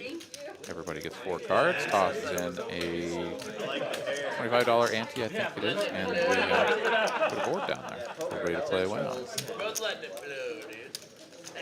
I had ace 10. All right, I'll tell you when to get out. What did you have? All right, so TJ has decided not to rebuy, so that seat is empty as of right now. And the stream is only running for another 45 minutes. 30 minutes. I apologize. Okay, just getting word. Oh, okay. So our software person is coming in a little bit early. So we are going to be shutting down a little bit earlier than I just told you. So I guess we've got somewhere around 30 minutes from now. I'll keep you updated as I know more, but we've got a few more hands for everybody to watch and enjoy. Do once again want to thank everybody for tuning in and apologize to all of our viewers for the technical difficulties that we've had. We will do our very best to get these ironed out, sorted out, and put in the rear view. All right, we've got a limp from Dave in the hijack. Dr. J, not one to limp, is going to raise it up. 8-5 suited, and Dave is going to go for the limp call here, and Dr. J will play in position with an inferior 8. Heads up to a flop, 10-4-4. Rainbow, no heart out there, but Dave will check it over. Let's see if Dr. J just range bets this. I presume he will. Yeah, he recognizes that sort of the strength of position and these single paired boards that are super disconnected. Like, it's going to be hard for his opponent to continue. Dave is going to check call here with the ace high for this size. I think this is good, but should he face any continued aggression? Well, 10 of hearts now, though, on the turn. Now ace high is looking pretty good. And yeah, Dr. J actually is going to shut this down. Check, check, and no 8, no 5 here on the end. Dr. J likely to just be giving up. Dave, is he going to go for value with the ace high? That's 75, and I think only gets called by better there, but wins the pot nonetheless. The perfect stacks for Chaz will remain perfect as she changes out another quarter. Have some extra reds on hand. That's what we call it, extra.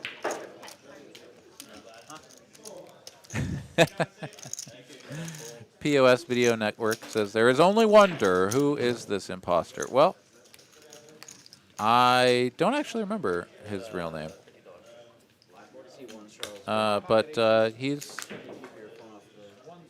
trying to take over the Durr moniker, you know, maybe with some extra R's in there, some Durrs.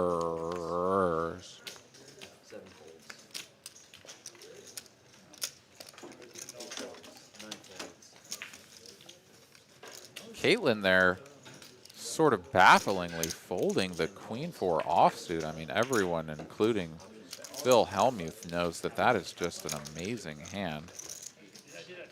Very confused by that play. Of course, I jest.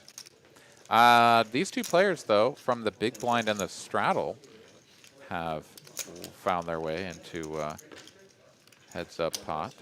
Big Daddy Chaz going to bet his gutty in 5 high, and Durr here with absolutely nothing. No connection with this board other than a backdoor couple of straight draws, I suppose. Is going to make the call, though. Out of position. Check calling with 9-5 diamonds here is pretty speculative play. Hoping to outplay Chaz here on a future street, I suppose. 4 of diamonds and bingo bango, Chaz just binks the wheel. That does give Durr a gutter to the wheel. He's going to check it over. Chaz obviously going to continue betting with the nuts. Grabs an assortment of different colored chips and bets 135. And let's see if Durr, I mean, he had to have some plans, right? When you float a hand as god awful as 9-5 of diamonds here. Yeah, he's gonna rep the hand that Chaz has. This is not gonna work out well for him. He's gonna raise to 535 and 400 to call here for Chaz. The only thing that Chaz could present or presumably be concerned about is a heart on the river at this stage. Does just make the call in position, as I think you do always. Give your opponent an opportunity to bluff this river. Comes the 7 of spades, and now 5-6 gets there. But that's the only thing. Chaz blocks the 5. I mean, he's never folding to any bet in the world. And this bet just might be small enough 700. to just, yeah, to always get raised. I was going to say if the bet is large enough, Chaz may only call, knowing that, like, it's either a chop or his opponent has a complete dust ball that is never going to call. But for 700, Oh my God, that has to quit being a rule. yeah, Such a I vibe mean, killer every you're not time worried the about hall 5-6. monitor tells them to put their I don't think, I mean, know you're not that just you're really doing what worried they're about telling 5-6. them to. Chaz, It's Chaz such a is vibe killer to me. never Oh my not God. going for value here. Have to enforce the rule. And Durr will have to ditch it. See how big Chaz goes.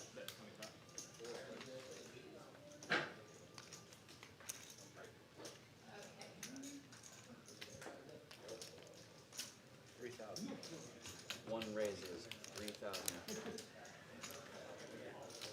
3,000 now, and Durr acts pained, but of course he has 9 high, and he will quickly ditch it. And yeah, it's really tough when you try to rep a hand that your opponent actually has, right? I mean, it sort of goes without saying, kind of makes me sound like an idiot for saying that, but, you know, in poker, you know, you're sort of trying to pick hands to represent. And he has the blocker, right? He has the 5, and so he's doing a credible job of, like, taking a hand that has no showdown value and turning it into a bluff. But man, it is just truly awful when you run into your opponent who's, like, actually has the hand that you're trying to convince them you have, because they're just like, oh yeah, no, put more chips in there, buddy. This is great. Everything's fine. It just seems so arbitrary because people are wearing that like outfits. Alice is back. Took a nap, woke up, came back. There she is. Welcome. It just seems arbitrary. There ain't no Mike Castle here. Oh man. And we're dead again. So I don't really know what to say, but the hamsters have run out of juice. They've all keeled over. We're going to have to plow them under. Put them under the earth and hope to buy a new batch over at PetSmart next week. I kid, of course, but at the end of the day, that is going to do it for us here, because rebooting and trying to get everything back up and running is just not going to work out for us. So we're going to shut it down here. I want to give my heartfelt, sincerest apology on behalf of myself and the staff here at TCH for cutting the stream short and having these problems. But we're going to do our best to get it all sorted out. We will be better, and we will move forward together. Thank you guys for tuning in. Thank you so much. We'll see you next time. Good night, everybody.